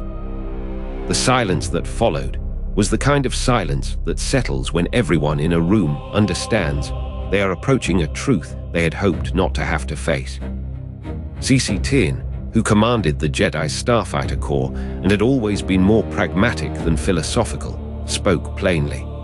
Are we considering the possibility that the Knight has already turned, that the power has already begun to corrupt? The darkness we sense, said Jarrow Tapple, could be the beginning of a fall. We have seen it before. Power that grows too quickly, isolation that sets in, contact with knowledge that was forbidden for reasons we did not fully remember. Yoda was quiet for a very long time, and the others waited, because Yoda's silences often held more wisdom than most beings' words. Fallen, the Knight has not, Yoda said finally. In the light still, this being stands, but at a precipice, perhaps, yes. And the question before us is not whether to condemn, but whether we can afford to wait and see, whether we can afford to hope. He paused, and when he spoke again, his voice had become something like grief. A line there was that we drew a very long time ago. Know why we drew it, few of us still do. But know this we do. Cross that line, and a Jedi becomes a question the Order does not know how to answer. Yaddle, who had been quiet until then, spoke with the weight of her years. The Council voted to accept this prodigy because we believed we could contain what came. We believed that the right training, the right doctrine, would keep the power within bounds we understood. But what if our understanding was always the problem? "What do you mean?" asked Stas Ali. "I mean," said Yaddle, "that the Order may have hidden certain knowledge not because it was truly dangerous, but because it was dangerous to our authority, dangerous to the neat structure we have built. And in hiding it, we created exactly the kind of person we feared, someone intelligent enough to find what we had buried and strong enough that finding it did not break them." Kit Fisto shook his head. "That is too philosophical. The question is practical. The Knight's presence is destabilizing other Jedi. The disturbances are real. At some point, even potential has to give way to action." "And what action do you propose?" asked Dipar Bilaba. The silence that followed was different from the first one. It was the silence of people beginning to consider things they had not wanted to consider. "Containment," said Ki-Adi-Mundi finally, and the word seemed to fall like a stone into still water, ripples spreading outward. "An assignment to a remote temple far from Coruscant. Isolated research that would appear prestigious while actually being a form of separation." "A cage," said Agent Kola quietly. "Mercy," countered Ki-Adi-Mundi. "If the Knight is truly beginning to stray from doctrine, removing them from this temple removes the Knight from the very pressures and records that are pushing them toward transgression. A quiet place, focused work, distance from Kithrin and from Arkan." "You cannot cage a Knight," said CC10, "without cause that would justify it under the code. We have no proof of anything but unusual power and unusual study." "Then we give the assignment as an honor," said Yoda, and his voice had become very steady and very sad. "A special research position, a temple in the outer reaches where the Knight's particular gifts can be studied without disturbance. Frame it as privilege rather than excel." Even as he said it, everyone understood what he was proposing. They were all old enough to have heard stories of previous assignments made for reasons unstated, of Jedi sent away and quietly forgotten, of power becoming inconvenient and inconvenient power being removed from sight. "Once we do this," said Dipar Bilaba, "we are declaring that the Order chooses containment over integration, that we are afraid of what this Knight represents." "Are we not?" asked Yoda. "Afraid should we not be?" The question hung in the air, and no one answered it directly. The vote, when it came, was not unanimous. It rarely was when the Council contemplated actions that felt like small betrayals. But it was overwhelming.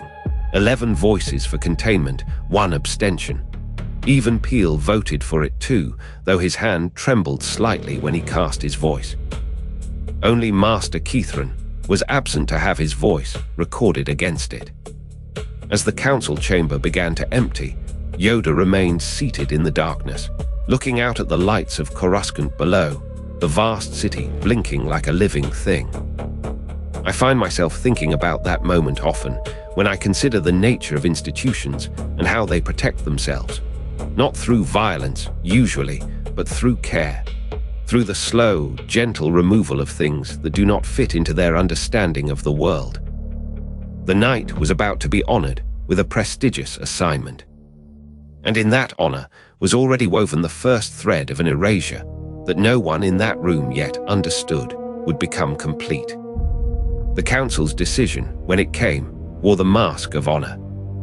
They gathered in the chamber on a morning when the temple felt unusually quiet, as though the Force itself was holding its breath, and Yoda stood before the Knight with an expression of such profound sorrow that it seemed to age him further. "You understand," the old master said, "that your gifts have grown beyond what the temple can safely contain, not because they are evil, but because they are vast, and vastness requires space." The Knight, who had spent months now walking the boundary between communion and transgression, felt the weight of this moment settle into their chest. What the Council proposes, Yoda continued, is an assignment of great honor and necessity. The Temple of the Watchers, in the Anthos Expanse, a sanctuary of profound silence, where the oldest meditation chambers in the Order have stood for nearly 10,000 years. It is work of the highest importance, to serve as guardian of that place, to maintain its wards, to ensure the purity of its connection to the Force. The words were carefully chosen, each one a pearl laid before a drowning person.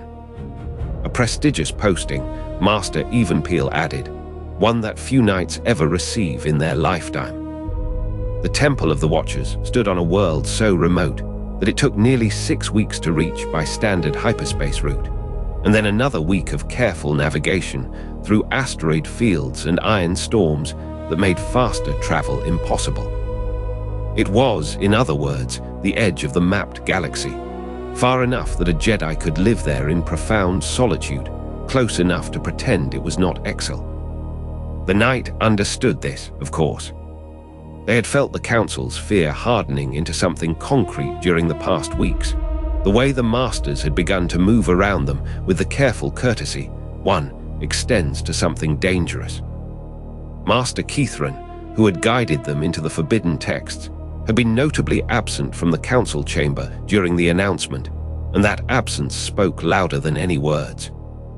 But what struck the Knight most, as they stood in the presence of the 12 Masters and felt the weight of their judgment, was not anger or betrayal, not yet, but a kind of profound loneliness. These were people who had raised them, trained them, watched them ascend through the trials with a mixture of hope and increasing dread. Now they were offering a gift that was also a cage, and they seemed almost relieved by the burden of it.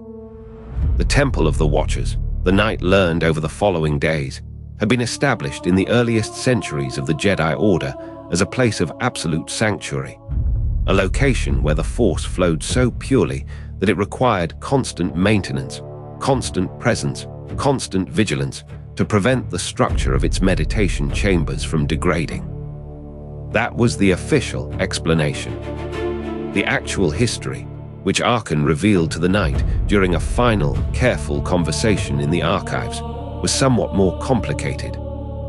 The temple had been constructed around a natural nexus in the Force, a place where the barriers between the living and the dead grew thin, where communion with ancient consciousness came almost unbidden to those who meditated there. It had been used, centuries ago, by Jedi who sought to channel the wisdom of their ancestors. Then, gradually, the Council had begun to discourage such work, to suggest that the temple's purpose was not communion, but guardianship, not a place to speak with the dead, but a place to contain something that needed containing. By the time the Knight was assigned to it, the Temple of the Watchers had become what might politely be called a retreat for those whose relationship with orthodox doctrine had grown, complicated. There was a Jedi there already, Arkan told them quietly, Master Aaron Shavel, one of the erased names from the Knight's forbidden research. He had been Guardian for 73 years. The Knight felt something crystallize in them at that revelation. This was not a position of honor then, but a lineage of containment, a chain of powerful Jedi quietly separated from the order they had served, assigned to a remote temple on the pretext of prestige, while the Council maintained its own authority and its own carefully curated narrative of what the Jedi Order was and what it could be. The assignment came with ceremony, a formal blessing from Yoda, a presentation of the Guardian's robes, elegant and ancient, woven with threads of a blue so deep it was almost black, and the ceremonial key to the temple's central meditation chamber. As the Knight's hands closed around that key, they felt something shift in the Force, a kind of settling, as though a door that had been open was finally closing. They did not know, in that moment, that other Jedi had held this same key, that they were inheriting not a position, but a prison, one that was comfortable enough, prestigious enough, that escape would eventually seem like betrayal of everything the Order had given them. But I think there is a particular cruelty in that kind of containment, the kind that wears the face of honor. It is easier, in some way, to resist an obvious cage than one that arrives with ceremony and blessing, one that the person being imprisoned can almost convince themselves is not a cage at all. The Temple of the Watchers stood waiting, 10,000 years of stone and starlight, and the night, no longer quite certain whether they were guardian or prisoner, keeper or kept, made their preparations to leave Coruscant. Kithrin managed a brief, whispered conversation in the temple gardens on the night's last evening. The forbidden texts would continue to circulate, he said, and there were others who understood what the council would not acknowledge. But the knight would need to go to the Expanse, to meet Aaron Shavel, to begin to understand the true lineage they had been born into. There was something almost ceremonial in the way the Master spoke, as though he too was playing a role that had been written long ago and could only be performed, not altered. The knight left Coruscant in the pre-dawn hours, when the temple was still wrapped in darkness and the hyperspace lanes were quiet. They carried with them the Guardian's robes, the key to the meditation chamber, and the terrible, clarifying knowledge that the Jedi Order would rather cage its own greatest power than integrate it, would rather excel brilliance than question the doctrine it had sworn to protect. Behind them, on Coruscant, the Council met again in closed session and voted to begin the process of removing all records of the Knight's time in the Temple from the archives. A practical measure, they told themselves, to avoid future confusion, to maintain the clarity of the Order's historical record. The erasure, when it began, was gentle. It was never violent. That, perhaps, was the most insidious thing about it. The knight arrived at the Temple of the Watchers on a cold morning, and within 3 rotations knew with absolute certainty that the Jedi High Council had built them a prison and called it an honor. There was no dramatic moment of realization, no sudden fury. It came instead as a quiet recognition, the way you understand a familiar truth you had always known but never quite named. The temple itself was ancient, perched on a narrow platform overlooking the Anthos expanse, its stone worn smooth by centuries of wind and isolation, and it held perhaps 30 Jedi in service, scholars, archivists, teachers of the isolated and the self-exiled. Aaron Shavel was there, the guardian before the night, and when they met in the meditation gardens, Shavel simply nodded as though greeting a fellow inmate, someone who had been waiting for the next prisoner to arrive. There was no bitterness in him anymore, only a kind of settled understanding. The Order feared what it could not control, and it always chose distance over integration. The Knights spent their first weeks in the archives beneath the temple, and what they found there made the reality of their cage both clearer and more complicated. Records of Jedi sent to the Watchers went back 300 years, and each generation held at least one master with unusual power, unusual curiosity, unusual communion with the Force. The Council had learned long ago that the most efficient containment was not chains. It was remoteness and the slow work of time. By the 3rd week, the Knight understood they could spend decades here, growing older and stranger, and the Council would never have to address what they represented or what the Order had chosen to deny. But understanding that, really holding it, changed something in the Knight's mind. A thought crystallized that had been circling them since the communion chambers. The Council did not want integration, it wanted obliteration. They did not want to understand the forbidden communion. They wanted it forgotten, and anyone who carried the knowledge to fade into the isolated quiet until they were no longer a problem. The Knight began moving through the temple differently after that understanding settled. They attended the communal meditations and taught the younger scholars with meticulous attention to doctrine, performing the role of a loyal and contained Jedi perfectly, while their mind worked in the privacy of deep trance. Master Kithrin had given them something before they left Coruscant, a comm frequency, encrypted, used only once each rotation, and it was through that careful channel that the first whispers moved. The Knight was alone in their exile, but they did not have to be. There were others in the Order who had read the fragmentary records, who understood what the Council was hiding, who had seen the fear in the Master's eyes when the Knight demonstrated what the communion could do. There were Jedi, scattered across different temples, who believed that the Order's greatest mistake was not the pursuit of forbidden knowledge, but the choice to deny and erase it. The Knight began to recognize them through the Force itself, not through contact, but through a kind of harmonic resonance in the meditation chambers, other minds that recognized the same hunger, the same conviction that the ancient ways held truth the Council was too afraid to face. One came first, quietly. A Jedi Archivist named Varen, who served in the Temple of the Four Winds and who had been documenting the gaps in the archives for 15 years, watching the Council carefully delete records they claimed never existed.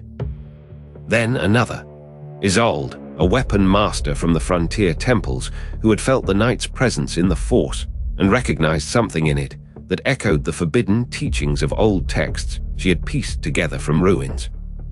Then a handful more, carefully, one every few months, moving through the Order's networks with the kind of deliberate invisibility that comes from knowing exactly how the institution thinks and where it looks. They did not meet. They could not risk the Council's surveillance, the Council's deep paranoia about anything that resembled organized resistance. Instead, they built something quieter, a network of minds attuned to the same deep frequencies, sharing fragments of forbidden texts through coded messages embedded in scholarly correspondence, slowly reconstructing what the Council had tried to burn away. The Knight's isolation became their strength, because remoteness meant freedom from immediate observation, and the Temple of the Watchers, for all its function as a cage, was also a library. In the deep archives, in the hours before dawn, the Knight and Archon, who had taken enormous risk to visit once, disguised as an aging scholar on academic exchange, had hidden a holocron. Not a record of present work, but something older and more dangerous. A compilation of everything the Council had tried to erase, everything Kithrin and Archon had preserved, everything the Knight's own communion had revealed about the ancient Jedi lineage the Order denied. The Knight began to understand that the schism was not something they were creating. It was something the Council had created by choosing containment over truth. The Order had a choice, back when the Knight first came to Coruscant. They could have opened the archives fully, examined the forbidden knowledge, integrated what the Knight's gift made possible back into doctrine. Instead, they had chosen fear, and in choosing it, they had created exactly what they feared. A Jedi and a growing circle of believers who had concluded the Council could no longer be trusted with the Order's true history. There was something almost sad in that realization, a kind of mourning for what might have been if the Council had been willing to change. But there was also a clarity. The ancient ways had been erased not because they were inherently wrong, but because they frightened the Masters, and fear had become the Council's doctrine. The Knight would not erase that fear by forcing confrontation.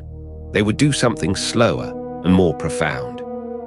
They would preserve what the Council wanted to burn, carry it forward, teach it to those who came seeking answers the Order refused to give. And if that meant stepping outside the Order itself, if that meant becoming what the Council most feared, then perhaps that was what the hidden lineage required. Not a return to the old ways as the Order had practiced them, but a genuine communion with a past the Council had tried to bury. By the end of that first year at the Temple of the Watchers, the Knight had already gathered enough followers to begin meeting in secret, in the deeper meditation chambers where the Council's censors could not reach. They called themselves the Keepers, those early disciples, and their faith was quiet and patient and certain, that the Order had lost its way, and that only by remembering what had been deliberately forgotten could the Force be truly understood. The schism was not announced or proclaimed. It was lived, practiced in the margins and silences of the temple, growing like roots beneath stone. And by the time the Council realized what was happening, the network was already too deep to fully extract.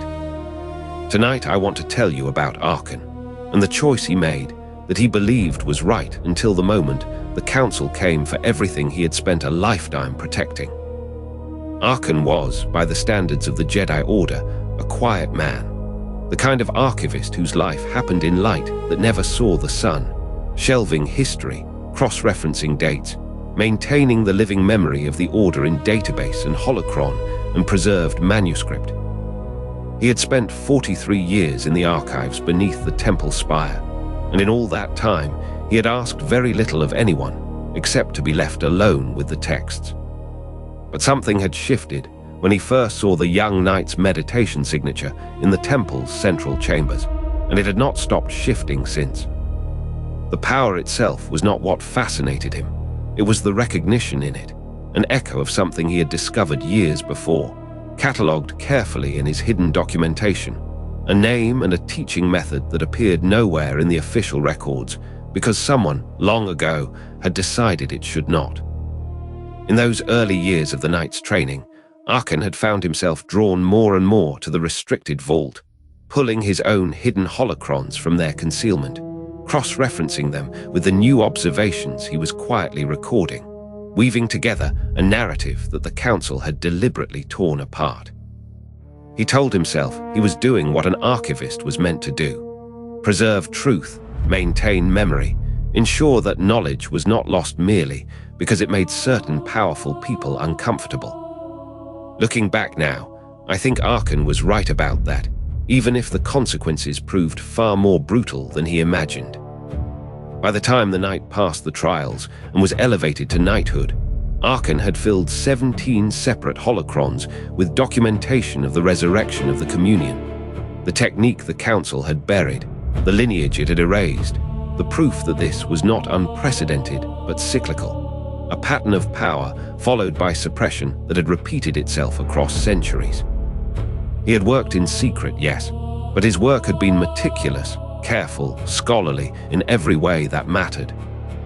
He believed deeply that if the truth existed again, if it was written down, stored safely, preserved in multiple formats so that no single act of destruction could erase it entirely, then the Council could not simply deny it forever. He did not yet understand that sometimes telling the truth loudly enough just means the people in power will burn louder. When the Council voted to send the knight to the Temple of the Watchers, Archon watched Master Kithrin's face from the observation gallery, and he knew, the way an archivist knows things, through the language of documents and the weight of implication, that the imprisonment had been decided. And he understood also that his documentation of the knight's development had made him complicit in the Council's eyes, not an innocent scholar, but a collaborator in heresy. The message came through an intermediary, a knight he had trained in his younger years, and it was not a formal summons, but something quieter and more final. The Council desired to review his work in the archives, to examine his documentation practices, to ensure that no records had been improperly maintained. It was, in every word, a courtesy notice before the cleansing. When they came, on a morning when the temple's light fell in long angles through the archive halls, there were 6 of them, masters he knew by name, by years of professional interaction, by the careful way archivists know people who come to request sealed materials. They did not come with violence or anger, or even, I think, with cruelty. They came with a kind of institutional sadness, the way you might dismantle something you once valued, but have decided can no longer be permitted to exist. Master Even Peel, the senior investigator, explained the situation with remarkable gentleness. The Council had determined that Archon's documentation of the knight's development had crossed the line from observation into advocacy, from preservation into collaboration with prohibited teachings. They had found his hidden holocrons, not through any betrayal, he assured Archon, but through a careful inventory of the restricted vault's contents. The Council did not believe Archon had acted from malice, but his work had served to deepen and systematize forbidden knowledge that the Order had determined was too dangerous to maintain. Therefore, in the interest of the Order's integrity, his documentation would need to be removed from the archives. All 17 holocrons, all his notes and cross-references, all the records he had so carefully preserved. Archon listened, And something in him had already understood this was coming, the way you understand a mathematical proof once you have seen its first step. He asked if he might keep the holocrons, or at least if he might keep one, a single record that contained the most crucial evidence, the documentation that would allow someone in the future to reconstruct the truth if it became possible. Master Even Peel looked at him with what seemed like genuine compassion and told him that nothing could be kept. The council's position was final. Not only the holocrons, but any notes, any loose documentation, any evidence that Archon had conducted this research must be removed and destroyed. The archives themselves would be revised. The entries Archon had made, subtle though they were, would be expunged from the catalogue. It would be as though the research had never been conducted, as though no one had ever attempted to reconstruct what the council had burned away. What strikes me most when I think about this moment is the choice Archon faced, and how small it seemed, and how much larger it actually was. He could have fought them, not with violence, but with resistance, refusal, the kind of quiet obstruction that archivists can conduct against administrative authority. He could have hidden something, some fragment of evidence, some seed of memory that might grow again in a future he would not see. But the council made clear that such resistance would result not merely in the destruction of his work, but in his own expulsion from the Order. And Archon was old, and the Order was his life. And there is a kind of loneliness in being cast out from the only structure you have ever known. So he cooperated. He brought them his holocrons, one by one, each one a year or a decade of careful scholarship, and he watched as they were placed into containment cases for erasure. He surrendered his notes, his cross-references, the dozens of small documents he had created to organize and contextualize the materials. He allowed the archives to be revised, to be returned to the state of deliberate incompleteness the council preferred. And then he was asked to leave the archives altogether, assigned to a minor administrative post in the temple's outer chambers, far from the preserved knowledge that had been his only real home. There is something I want you to understand about this, and I say it gently. Archon did what he did believing it was necessary, and the council did what they did believing it was necessary, and somewhere in the space between necessity and truth, something that might have allowed the Order to understand itself more fully died quietly. The documentation was destroyed. The records were erased. But Archon's work had been so careful, his organization so thorough, that it left traces, subtle inconsistencies in the archive's revised catalogue, gaps in the cross-referencing system, the kind of small imperfections that later archivists might notice if they knew to look for them. It was not preservation, not quite, but it was something, the ghost of a record haunting the archives long after the body had been burned. 75 years before the Clone Wars, in the shadowed meditation chambers beneath the Temple of the Watchers, the night began to gather those who had learned to listen to what the Council had tried to silence. Word passed quietly between Jedi who had begun to question the Order's foundations, not through whispered rebellions in corridors, but through the Force itself, a resonance that those with ears to hear could sense.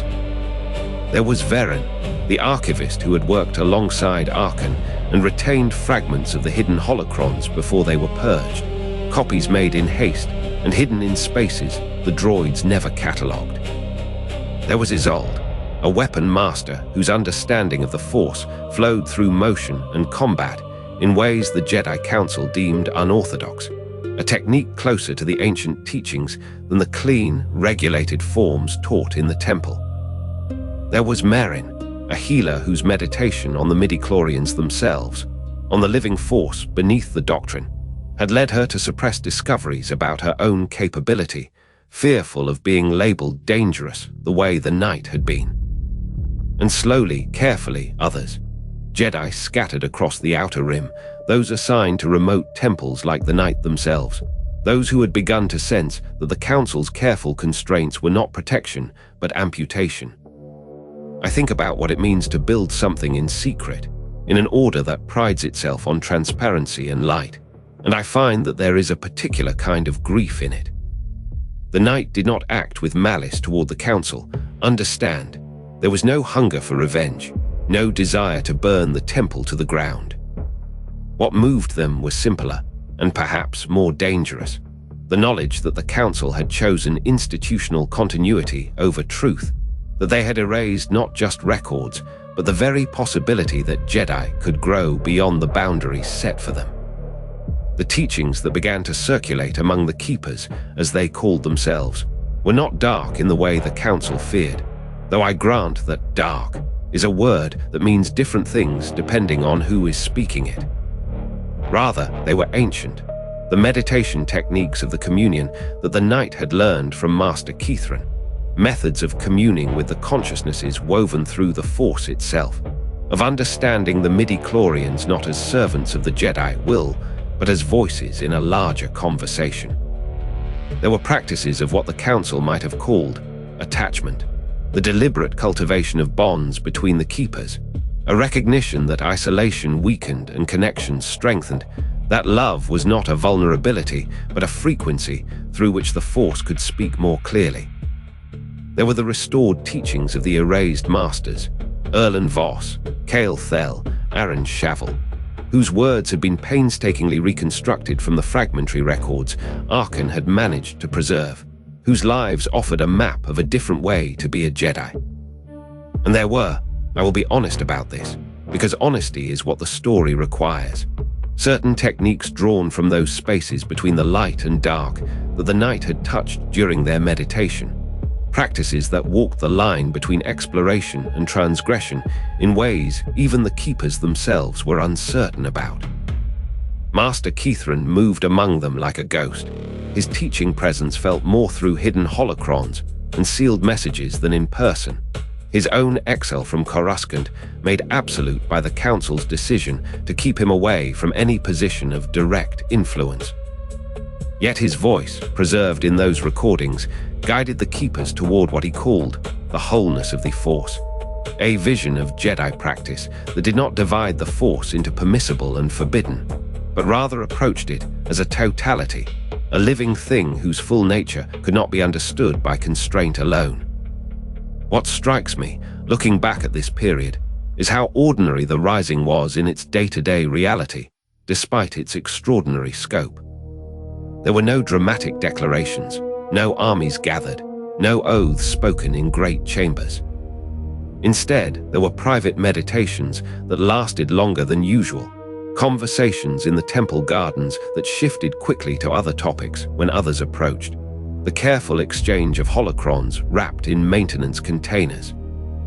There were newer Jedi, younger than the knight, who had come to the temple after the Council's fear had already begun to solidify, who were drawn naturally toward teachings that felt more alive, more real than the measured doctrine they had been given. The Keepers grew to perhaps 40 members within 5 years, spread across 3 major temples and a dozen smaller stations, bound together by secure communication protocols that even the Council's archivists could not easily trace. They did not speak of themselves as heretics, because heresy implies a separation from something sacred that has become corrupt.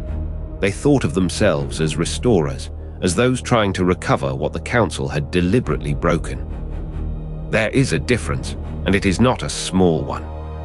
The Keepers believed, and the Knight believed most firmly of all, that the Order would eventually recognize the truth, that when the pieces were restored and arranged properly, the Council would see that what they feared was actually the Order's own deeper nature, waiting to be acknowledged. I find myself thinking about that faith a great deal, because it is the kind of faith that cannot survive contact with institutional power. Institutions, by their nature, do not willingly acknowledge that they have been wrong about fundamental matters. They do not say to their members, "We have been constraining you, and you were right to question it, and we invite you to help us reimagine ourselves." Instead, they hold their structure as the measure of truth, and anything that threatens the structure becomes, by definition, a threat to truth itself. The Keepers did not yet understand this, or rather, the Knight understood it intellectually, but could not yet believe it fully, because belief requires accepting a kind of loneliness that the mind resists. Still, the movement grew, quietly and steadily, in those years between 75 and 70 years before the Clone Wars, accumulating knowledge, developing techniques, creating a parallel lineage within the Order itself. And somewhere in the temple on Coruscant, in the sealed chambers where the Council met behind closed doors, the alarm was beginning to register that something had been set in motion that would not easily be stopped. The question was no longer whether the Knight represented a threat to the Order's stability. The question had become, what was the Council prepared to do about it? The Council did not move into the light to make this decision. It moved deeper into shadow, and I think that matters to understand, because what they authorized was not born from anger, but from something quieter and more durable. The conviction that they were protecting not themselves, but the Order itself. By the time the emergency session convened on the evening of the 247th day of the year, the reports had accumulated into something too substantial to dismiss as coincidence or misunderstanding. 17 Jedi afflicted with synchronized visions, meditation chambers that had begun to feel hostile rather than welcoming, and a presence in the temple's oldest spaces that other Force sensitives described as ancestral, as though the dead had been given voice. Master Even Peel laid out the evidence methodically. The Knight's communion practices had breached something the Council had deliberately sealed away, and what was coming through was not the light they had taught, but a lineage of power the Order had long ago decided must remain dormant. The temple records, he explained, contained deliberate gaps, holes where the histories of certain masters had been removed entirely, their names struck from the archives, their teachings burned away, their influence excised as though they had never existed. Yoda listened, his ears folded against his head, his great age lending him a gravity that made silence itself feel like judgment. He did not defend what the Council had done in those earlier years. There was no defense to make, only acknowledgement that the Order had chosen what it believed was necessary. But the Knight, Yoda said quietly, had become something the Council could no longer guide through ordinary means. The thing that had been invited into the temple, the raw potential that the Council had hoped to channel and contain, had grown beyond the possibility of containment, and it was drawing others with it, corrupting the certainty that held the Order together. The vote, when it came, was not close, and it was not anguished in the way that had preceded the decision to train the prodigy. This vote was clean, almost merciful in its clarity.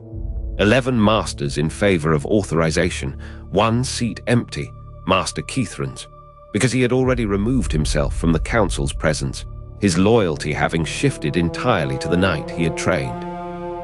What they authorized that evening was a covert purge operation, carried out not under the seal of the Temple's public order, but under a classification so restricted that even most of the Jedi Council itself would never see the full accounting of what was done. The operation had a name that I find myself thinking about, the Silencer Protocol. It was elegant in its conception, and it was, in its way, the logical extension of everything the Council had been doing since the day the Knight first arrived at the Temple. The Knight had become, in the Council's reasoning, a vector for corruption, and corruption spreads through connection, through relationship, through the networks of loyalty and affection that bound one Jedi to another. The Keepers, that was what Kithrin's followers called themselves, those scattered Jedi who had begun to gather around the Knight's teachings, had to be identified, isolated, and eliminated before their heresy could take deeper root. Intelligence reports suggested that Kithrin was moving through the Order's lower echelons, identifying sympathizers, distributing sealed holocrons, cultivating a shadow movement that might eventually challenge the Council's authority outright. The threat, as the Council framed it, was existential, not to the lives of individual Jedi, but to the Order's coherence, to the doctrine that held its 12,000 members aligned, and to the fundamental principle that the Council's wisdom was beyond question. And so they authorized the Hunters. These were Jedi who had distinguished themselves in combat, whose loyalty to the Order transcended personal relationship, and who understood how to move through the temple and across the galaxy without leaving traces. Some of them had been trained specifically for such work in the centuries past, when the Order had needed to police itself in ways that could not be done openly. Their mission was clear: locate the Knight's followers, bring them quietly before the Council, or, if resistance was offered, eliminate them. Pursue Kithrin, who was now openly in contact with the movement, and contain or destroy him as well.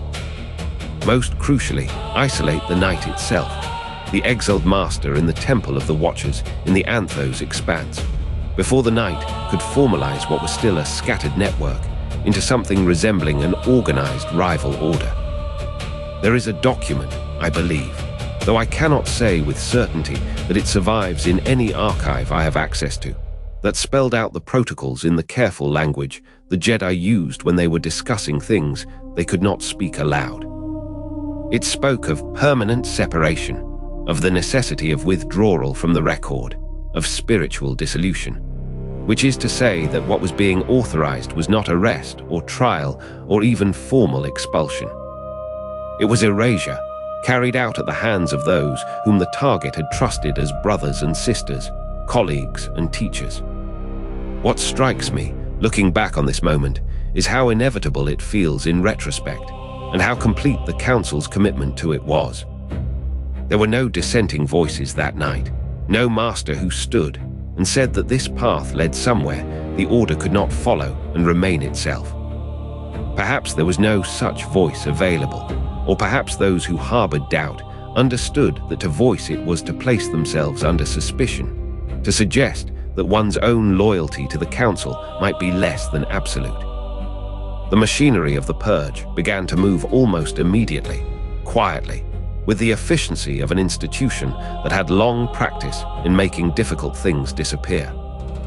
And in the Temple of the Watchers, in the deepest meditation chambers of that distant place, the Knight, whether through the Force itself or through the whispers that traveled the hidden networks of the Keepers, began to sense that something had shifted, that the exile they had accepted as the price of truth had transformed into something else, a threat that the Order meant to end, finally and completely. The Council had made its choice, and there was no going back from it now. They had chosen to protect their doctrine at the cost of a truth seeker, and in doing so, they had set in motion the events that would eventually demand a reckoning far greater than anything they could have imagined that quiet evening in the Council chamber. You know, I find myself thinking about the moment just before everything ended, the way light falls across a world that doesn't yet know it's been condemned. The Temple of the Watchers stood on a mountain ridge in the Anthos expanse, overlooking vast canyons of rust-colored stone, and it was there that the hunters came. Not with announce or fanfare. The Council had learned long ago that some silences serve better than sound, but with the precision of people who have trained their whole lives to do difficult work cleanly. There were 7 of them, each a master of their craft, each chosen because they could do what needed doing without hesitation or ceremony. They were called the Silencers, though not officially. The Council did not issue orders for elimination. It issued orders for spiritual dissolution or permanent separation. Language that allowed the people doing the killing to tell themselves they were defending something sacred. The Knight had felt them coming through the Force for 3 days, a shadow gathering at the edge of perception, a sense like standing in a room where the temperature drops degree by degree until you realize the cold is not accidental. There were 43 keepers in and around the temple when the hunters arrived, practitioners of what they believed was restoration, guardians of what they saw as truth, all of them understanding by then that the Council's patience had exhausted itself. The battle, when it came, did not begin with a declaration or a confrontation between champions. It began with the temple's outer shrine, the place where the youngest keepers meditated, simply ceasing to exist, reduced to ash and molten stone by a concentrated Force blast that carved a wound into the mountainside like a scar. I think about that detail because it speaks to something essential about what the Council had become by that point. They were no longer willing to risk a fair fight, no longer able to afford the possibility that their hunters might fail. So they came with overwhelming force, with weapons calibrated to devastate wide areas, with the knowledge that collateral damage could be erased from records as easily as people could be. The knight, sensing the onslaught, reached out through the force and touched the minds of every keeper within the temple, sending a single message: do not resist as one. It was not an order to flee, though some heard it that way and scattered into the canyons. It was something deeper, a recognition that to resist the Council's hunters in conventional combat was to accept the Council's terms, to consent to the logic that power could be settled through destruction. Instead, the knight attempted something that later scholars would call communion in crisis, drawing the collective consciousness of the keepers into a shared force meditation, trying to preserve their knowledge and identity in a form the hunters could not destroy. What happened next is difficult to describe, because the records from that day are fragmentary, and the witnesses who survived often struggled to articulate what they had experienced. The hunters reported that the ground itself seemed to resist their advance, that the stone of the canyon shifted in ways that defied natural geology, that the air filled with a sound like 1,000 voices calling out in unison, the echoes of ancient Jedi whose consciousnesses the knight had drawn up from the Force itself. 3 of the hunters were killed in the first hour, not by blades or by bolts, but by a kind of cascading psychic feedback that burned through their neural pathways, leaving their bodies intact but their minds irrevocably shattered. The other 4 continued, because that is what they had been trained to do, to push forward, to complete the mission, to understand their own deaths as an acceptable cost. The knight, in that final confrontation, seemed to grow larger in the Force, their presence expanding beyond the bounds of a single body, becoming something more like a conduit or a channel for an entire lineage of erased masters reaching up from history to speak one final time. The canyon itself was devastated in the violence that followed. Rock formations cleaved clean through, the mountainside reshaped by force blasts that carried an intensity both hunters and defenders alike would later describe as almost unthinkable, the kind of power that leaves scars the planet remembers for generations. When it was over, the knight was gone. Not dead, not precisely, but transformed into something the Force itself seemed to carry away, a consciousness untethered from flesh, dispersed into the meditation currents that the oldest Jedi texts said could sustain a person indefinitely if they surrendered the need to be singular. Of the Keepers, 17 perished in the temple's destruction and the battle that followed. 13 more vanished into the wider galaxy, carrying fragments of what they had learned, becoming the seeds of the whispers that would echo across star systems for decades. 10, including Varen and Isolde, were captured, taken back to Coruscant in sealed transport vessels where they would be questioned, mind-wiped, and eventually quietly placed in remote postings under careful supervision, their knowledge deemed too dangerous to allow them to communicate openly. The hunters survived, 4 of them, though none of them ever spoke about what they had encountered in detail, and the Council never pressed them to do so. Some silences, after all, served their own purpose. The Jedi High Council received the report that the schismatic movement had been dissolved, that the threat had been permanently separated from the Order, and the formal decision was made in the weeks that followed. All records of the Knight's ascension, teaching, and exile were to be purged from the archives.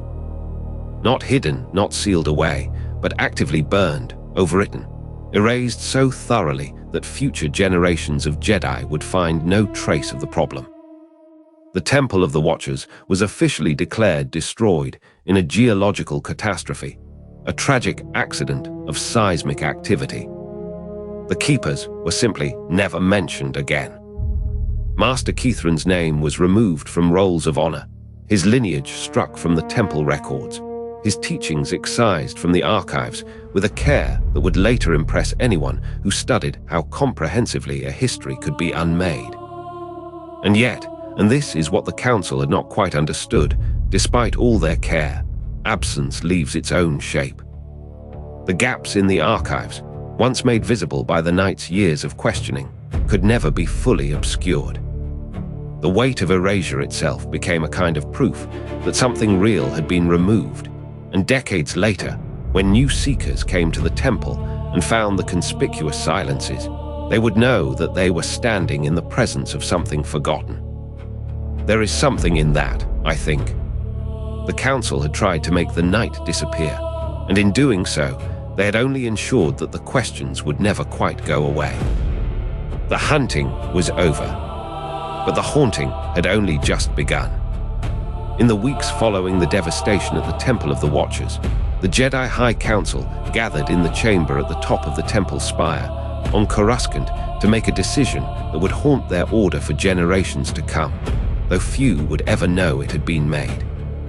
The Knight was dead, or transformed into something the Force itself seemed to recognize as no longer Jedi, and the Keepers were scattered across the galaxy, fractured and leaderless, their movement broken before it could formally declare itself a schism. And yet the Council sat in silence, knowing that silence alone would not be enough. Master Even Peel opened the proceedings by stating what everyone already understood. The archives contained documentation of the Knight's development, the resurrection of forbidden techniques, the names of the followers, the dates and locations of the Keepers' gatherings. It was all there, recorded by archivists with good intention, preserved by scholars who believed truth ought to be protected rather than buried. The chief librarian, Jocasta knew, had already begun a preliminary inventory. 17 holocrons that belonged to the now-deceased archivist Arkan, scattered references in the temple's historical databases, personal journals kept by Master Kithrin before his death, training records from the Knight's time in the formal trials. All of it contained the same dangerous truth, that the Jedi Order had attempted to contain power it feared, and had failed.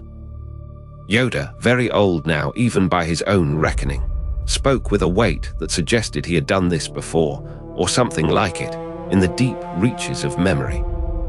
He said, "Erase we must. Not destroy, erase." The distinction, though subtle, carried enormous meaning. Destruction could leave ash. Erasure left nothing, not even the memory that something had been burned. One does not destroy a book by setting fire to it if the book has already been copied into 1,000 minds. One destroys a book by ensuring no one remembers it ever existed. The Council had access to the tools for such erasure, had in fact maintained them quietly for centuries.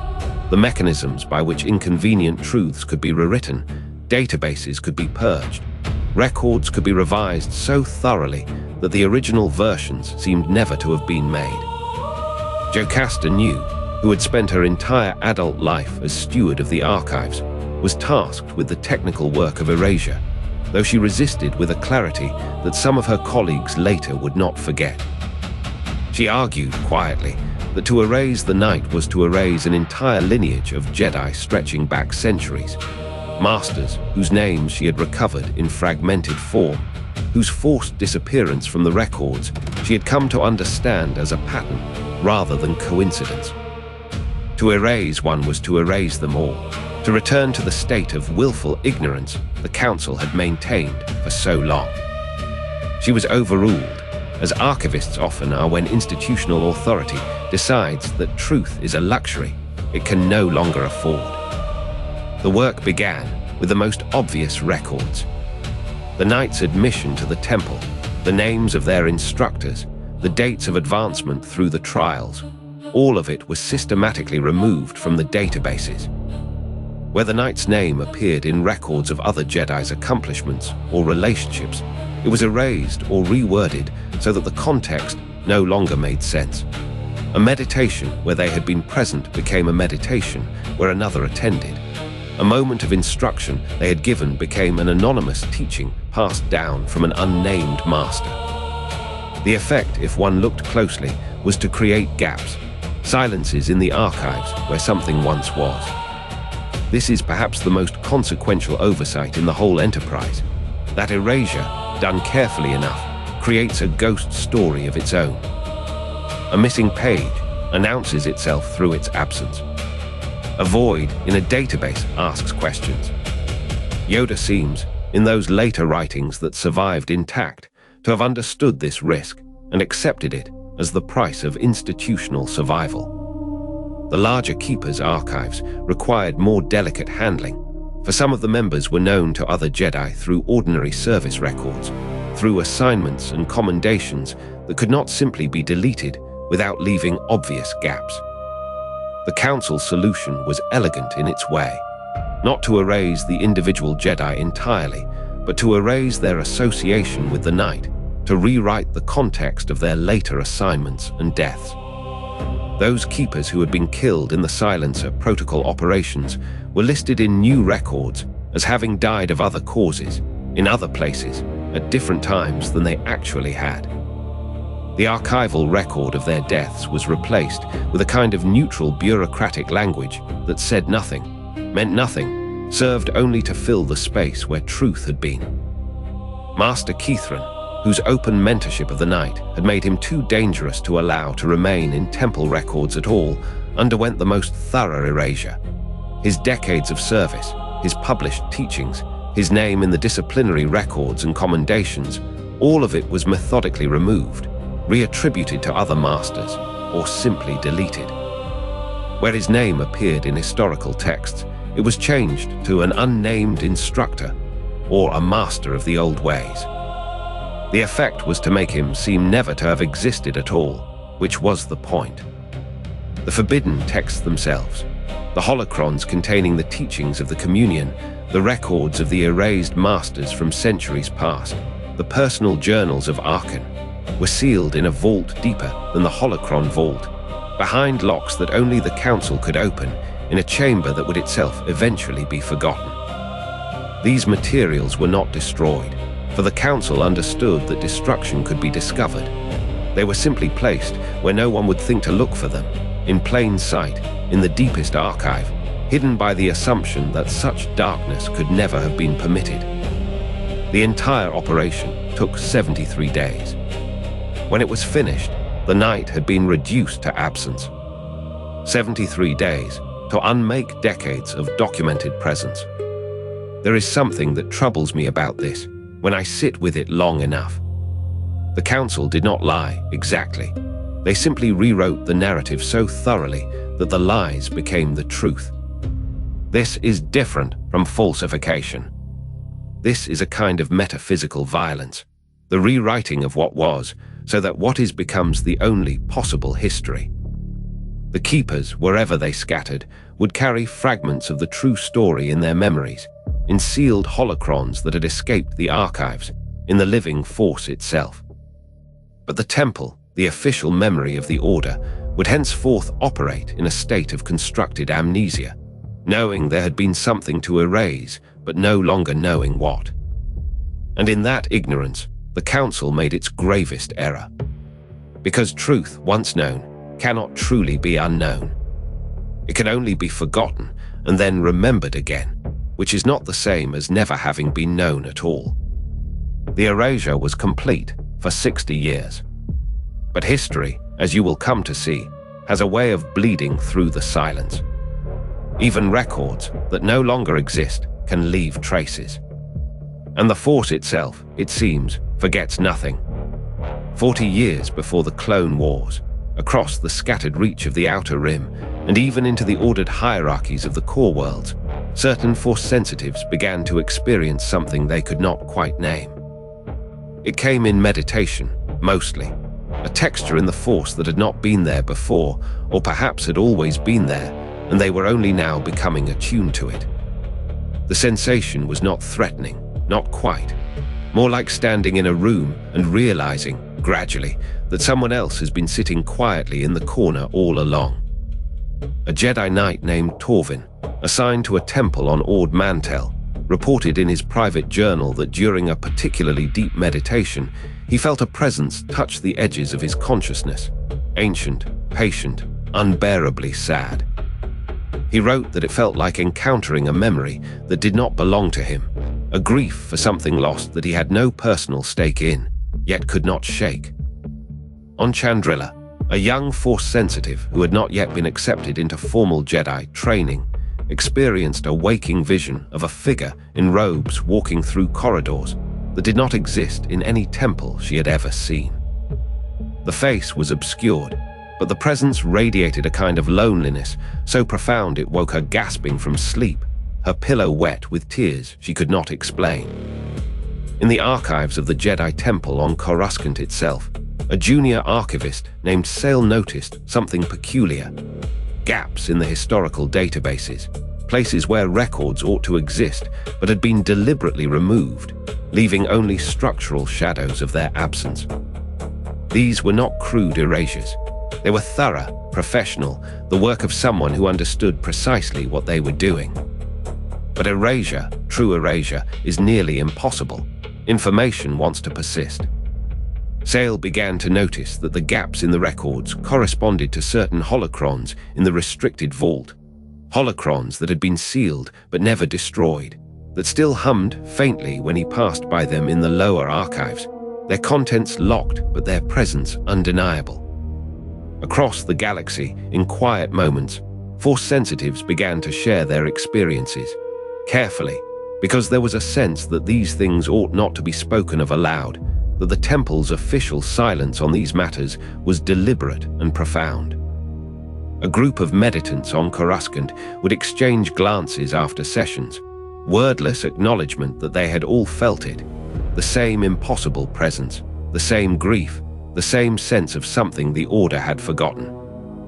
On Mandalore, a wandering Force user named Kess, related distantly to one of the original scouts who had found the prodigy decades earlier, found herself drawn to certain texts in restricted libraries, fragments that mentioned the communion, the technique of accessing ancestral consciousness woven into the Force itself. The texts were fragmentary, incomplete, as though someone had deliberately left breadcrumbs while trying to cover their tracks. She began to understand that the Order had not merely hidden something. It had tried to make something unhappen, to rewrite history so thoroughly that only echoes remained. In the Temple's meditation chambers, younger Jedi began to ask quiet questions of their masters. Who was this presence in the Force that they could feel but not identify? Why did the archives contain such deliberate gaps? Why did certain meditation exercises seem to trigger visions of a figure no one could name, and no one seemed willing to discuss? The older masters offered careful non-answers, the kind of institutional evasion that itself becomes a form of confirmation. On a small research station in the Anthos expanse, the same region where the exiled Temple of the Watchers still stood, though most Jedi had forgotten what it was or why it mattered, a scholar named Pelin discovered something remarkable. Hidden within the structural gaps of several sealed holocrons, there were whispers. Not words exactly, but impressions, teachings encoded at a level so subtle that they could only be perceived through prolonged Force meditation, leaving no evidence that they had been accessed. These whispers described the communion. They described the erased masters. They described a way of approaching the Force that the Order had decided was too dangerous to know. Pelin realized with a chill that the Council had sealed the knowledge away not in walls, but in a more clever prison. They had hidden it in plain sight, in the temple itself, betting that no one would be curious enough or persistent enough to find it. They had not anticipated that the Force itself would keep the memory alive, that it would whisper through the barriers the Council had erected. By 62 BBY, fragmentary groups across the galaxy had begun to recognize each other. Force sensitives who felt the echoes, who had found the hidden texts, who had pieced together enough from visions and leaked documents and careful reading between the lines to understand that something extraordinary had been lost, deliberately, by the institution that claimed to preserve truth. They called themselves the Seekers, an informal coalition with no leader and no formal structure, communicating through encrypted messages hidden in innocuous holocron files, meeting in person only rarely, always with precaution. What they sought was not rebellion against the Jedi Order, but understanding who had been erased and why. What knowledge had been so dangerous that the Council would commit itself to systematic forgetting? And perhaps most importantly, did the erased teachings still exist somewhere, in some form, accessible to those patient enough and curious enough to find them? The irony, though few were in a position to see it clearly, was that the Council's attempt to erase one powerful Jedi had inadvertently created many. Scattered seekers across the galaxy, each one following threads of knowledge the Order had tried to burn away, each one becoming, in their own way, a keeper of forbidden truths. The echoes that Force sensitives felt were not the presence of the erased Knight directly, though some believed they were. They were the lingering imprint of a consciousness dispersed into the Force itself, touching others not as a ghost, but as an absence that had become visible through the very attempt to deny it. And as these whispers began to coalesce into something like understanding, a new question began to form in the minds of the most perceptive seekers. If the Council had felt compelled to erase this being entirely, what did that say about the limits of what the Jedi Order was willing to know about its own potential? That question, planted quietly in the Force, would grow roots in the decades to come. During the Clone Wars, when the Jedi Order itself was consumed by the machinery of a galactic conflict it did not fully understand, a quiet stirring began in the margins. Seekers and scholars and Force-sensitive wanderers who had caught fragments of something the Council believed it had burned away completely. A junior archivist named Sale, working late in the deepest corridors of the temple on Coruscant, began to notice the architecture of absence. Whole sections of the database where records should logically continue but simply ended. Gaps in chronology that made no narrative sense, as if entire lifetimes had been carefully extracted and the surrounding material resealed to hide the wound. She brought her observations to Jocasta New, the chief librarian, who had spent decades protecting the archives with the absolute conviction that if something did not appear in their records, it did not exist, and Jocasta turned away, saying quietly that some silences were placed deliberately and were not to be disturbed. But Sale was young enough not to accept the answer, old enough to understand how to search without asking permission, and she began, in those rare moments between duties during the war, to map the shape of what had been removed.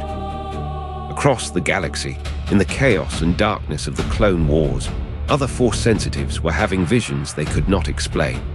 A presence that felt neither Jedi nor Sith, neither light nor dark, but something older and more intricate, like listening to a conversation in a language you understood, but could not quite remember learning. A seeker named Pelin, in hiding in the Anthos expanse, meditated one evening and felt something vast brush against her consciousness. Not invasion, but acknowledgement, as if some part of the Force itself was deliberately reaching through the years of silence to say, "I am still here."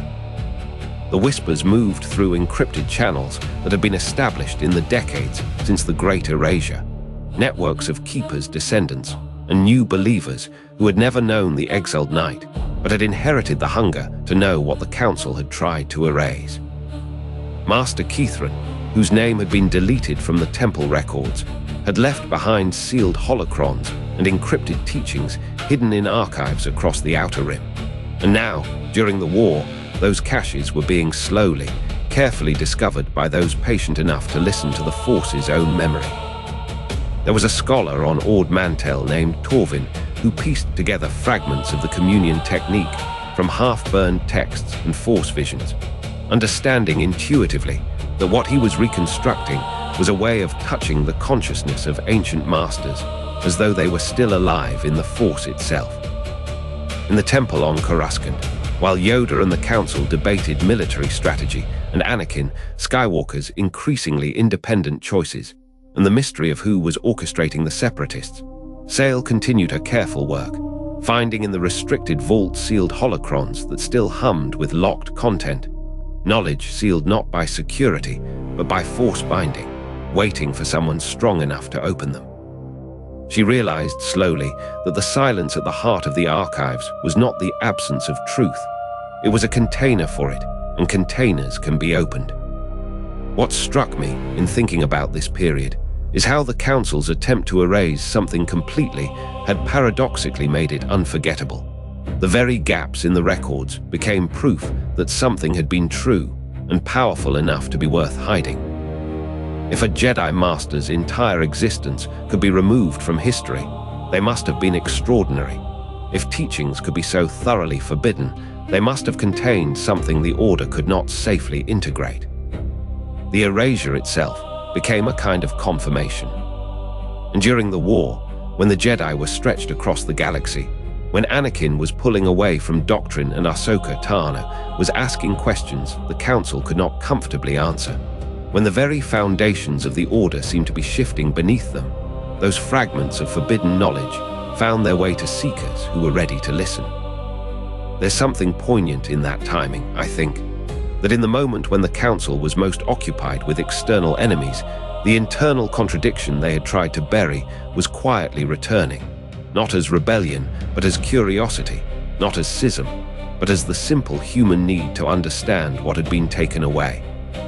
Torvin, on Ord Mantell, began to understand through his studies that the communion was not a dark side technique, despite the Council's fear of it. It was something older than the division between light and dark, a way of accessing the Force's own continuity, the way ancient Jedi could speak across centuries through the fabric of the Force itself. It was scholarship, in a sense, archaeology of the Force. But it was also the resurrection of exactly the kind of power that had frightened the Council 70 years ago. And if they had learned that it was being rediscovered, the war would have been the least of the Jedi's concerns. Sale found in Jocasta News' protected holdings a single recorded message, long sealed, addressed to the archivist who might eventually understand what had been lost. A message from Arkan, the elder archivist whose own work had been destroyed, whose research had been erased, speaking across the decades to whoever came after. His voice in the recording was calm, almost accepting of his own silencing, but his words were an act of preservation. He described, in careful detail, the Knight's abilities, the nature of the communion, the names of the erased masters, the mechanism by which the Council had chosen institutional safety over integration of unprecedented power. It was a message that violated every protocol of silence the Temple held sacred, and it was hidden in such a way that no casual search would find it. Only someone who already knew to look, someone the Force itself had guided to the knowledge. When Sale listened to it, alone in the archives while the Clone Wars raged across the galaxy, she understood that she was part of a continuity that the Council had tried to sever, but could not. A line of archivists and seekers stretching back through Arkan to the Night themselves, all of them reaching toward a truth that would not stay buried. I find myself thinking often about what it means that the Jedi Order, at the height of its public power during the war, consulted by the Senate, trusted with clone battalions, seemingly at the center of everything, was simultaneously being undermined by fragments of knowledge seeping back into the cracks it had tried so hard to seal. The Council could not see this undercurrent because it was too close, too busy, too convinced of its own control. And the Seekers, Sale and Torvin and Pellan and hundreds of others scattered across the galaxy, were not conducting their work in defiance, but in something quieter, in grief, perhaps, for knowledge that should have been preserved, in curiosity about a figure who should have been remembered, in the simple recognition that what the Force remembers cannot truly be erased by any institution. The Great Erasure had attempted the impossible, to make something that had existed cease to have ever existed. But you cannot unmake memory in the Force itself.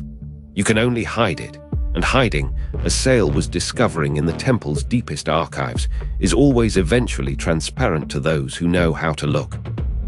By the end of the Clone Wars, there were dozens of Seekers working independently, most unaware of the others, all following threads of the same buried truth, and the Council would soon learn, to its profound distress, that some things once discovered cannot be forgotten again. After the fall, in the rubble of the Jedi Order, and in the shadow of the Empire that had hunted it into near extinction, something unexpected began to happen. The truth started to surface. The Jedi Temple on Coruscant, that great lighthouse of doctrine, had been burned and repurposed into an imperial fortress, its archives ransacked and reordered according to the Emperor's vision of history. But the Empire's grip, for all its power, could not be everywhere at once, and what the Empire did not control, the Empire could not entirely suppress. In the hidden places, the safe houses where Jedi had cached their teachings, the meditation cells where seekers still whispered the old forms, the sealed archives in distant temples the Empire had not yet found, fragments of the erased Master's legacy began to call to those with the sensitivity to listen. You see, there is something about truth that the Order had learned long ago, and the Empire would soon discover, that what has genuinely lived cannot be unmade simply by burning its documents. The Force remembers. On Coruscant itself, during the reign of the Inquisitorius, a low-ranking archivist named Sale had continued quietly in the ruins of the old temple, cataloguing what remained, preserving what could be preserved under the watchful eyes of imperial officers who did not care about the subtleties of star charts and meditation records. Sale had inherited from the earlier researchers, from Archon, whose cautious gaps had left structural evidence of erasure, and from the hidden networks of the Keepers, those scattered believers who had never quite ceased to exist, a kind of institutional memory that lived in absences. The gaps in the archives were a map. Where records should have been, there was nothing, and the shape of that nothing told a story. On Ord Mantell, a scholar named Torvin, working in a private library far from imperial oversight, began to encounter sealed holocrons that hummed with locked content, devices that had clearly been preserved with care by someone who believed their knowledge would matter again. The seals were sophisticated, designed not to be broken, but to wait, to activate only when the right consciousness touched them, a Jedi's way of speaking across the years to those who would come after.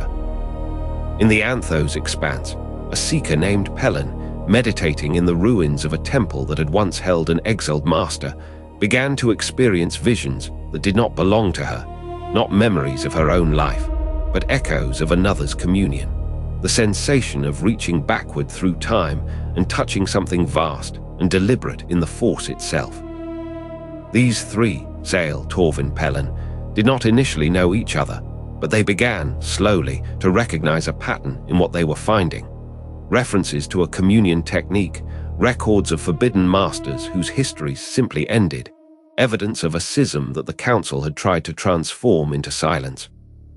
Through encrypted messages and the careful circulation of copied documents, they made contact with others like themselves, survivors of the Keeper lineage, new Force sensitives who had encountered fragments of the teachings in sealed texts or Force visions, researchers who had come to the same conclusion through different paths.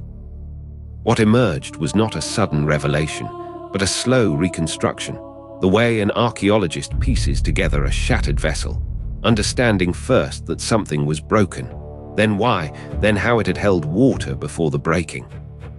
The Empire, for all its vast machinery of control, could not suppress what the people themselves had begun to remember and share. The sealed holocrons began to be studied in sequence.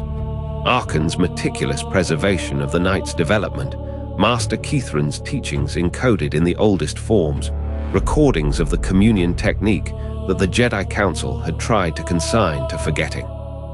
The picture that emerged was not that of a villain or a dark side seductress or a power-mad rebel. It was the image of a Jedi who had possessed gifts the Order did not know how to hold, whose connection to the Force suggested that the Council's understanding of the Force itself was incomplete, and whose greatest crime, in the end, had been that incompleteness. The researcher Sale, working in the ruins of Coruscant, discovered something profound in the very structure of deletion. That erasure is never total, that the attempt to remove something leaves a ghost of itself, that history is written as much in absences as in what remains. If Jocasta knew, the chief librarian, had taught anything, it was that information governs reality, that to delete a record is to delete a being from existence. But what Sale understood was the inverse. but the very gaps in the archives were proof that something had been deleted, and deletion itself proves existence. The Council's greatest mistake, in other words, had been to try. The Empire, inheriting the Council's records and expanding the machinery of control, did not anticipate this, that in the decades following Order 66, when the Jedi were scattered and the knowledge keepers were fewer, the Force itself would seem to push toward revelation. Force sensitives in the Outer Rim reported the same visions, a nameless figure, ancient and deliberate, reaching backward through time and forward into meditation chambers across the galaxy, insisting on being remembered. Some understood it as the Knight's consciousness, transformed and woven into the fabric of the Force itself by that final communion in the canyon, refusing to be forgotten even as the Council tried to erase them from institutional memory. And perhaps that was true. What mattered was that it worked. By the time the Empire had consolidated its power, by the time the Inquisitorius had hunted the last visible Jedi to the furthest stars, a network of seekers had reconstructed enough of the truth to understand what had happened, that a master of unprecedented gifts had been trained, feared, exiled, hunted, and erased, and that every stage of that erasure had been documented by those who refused to let the record die. The full story, when it finally emerged into the open air, carried with it a weight that the original Council had feared and the Empire could not suppress. The knowledge that power does not come from doctrine, that the Force itself is broader than any institution's understanding of it, and that the beings it calls forth sometimes exceed the capacity of systems to contain them.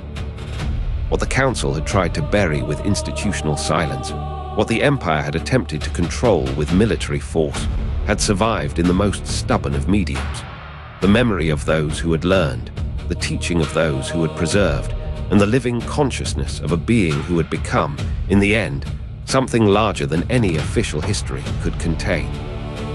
And in the nights that followed, when seekers gathered in hidden places and the sealed holocrons played their recordings, and the communion technique was spoken aloud again by those brave or foolish enough to practice it, there was a sense that something long constrained had finally been permitted to breathe. The truth, it seemed, had simply been waiting for the institutions that imprisoned it to grow tired or fall. It had been patient, and now, at last, it could be known. I think about what that means, you see, what it costs in order to maintain a lie, and what it gains in the end to surrender and simply speak the truth. There is a kind of exhaustion in suppression, a constant effort, and eventually the world simply becomes too large to manage, and what was hidden comes forward. The story of the erased master is, in the end, a story about that. The impossibility of erasure, the stubbornness of truth, and the way the Force itself seems to insist that what has lived, what has genuinely loved and sought and reached toward the light, cannot simply be forgotten. It refuses. It remembers. And in that refusal, something like grace.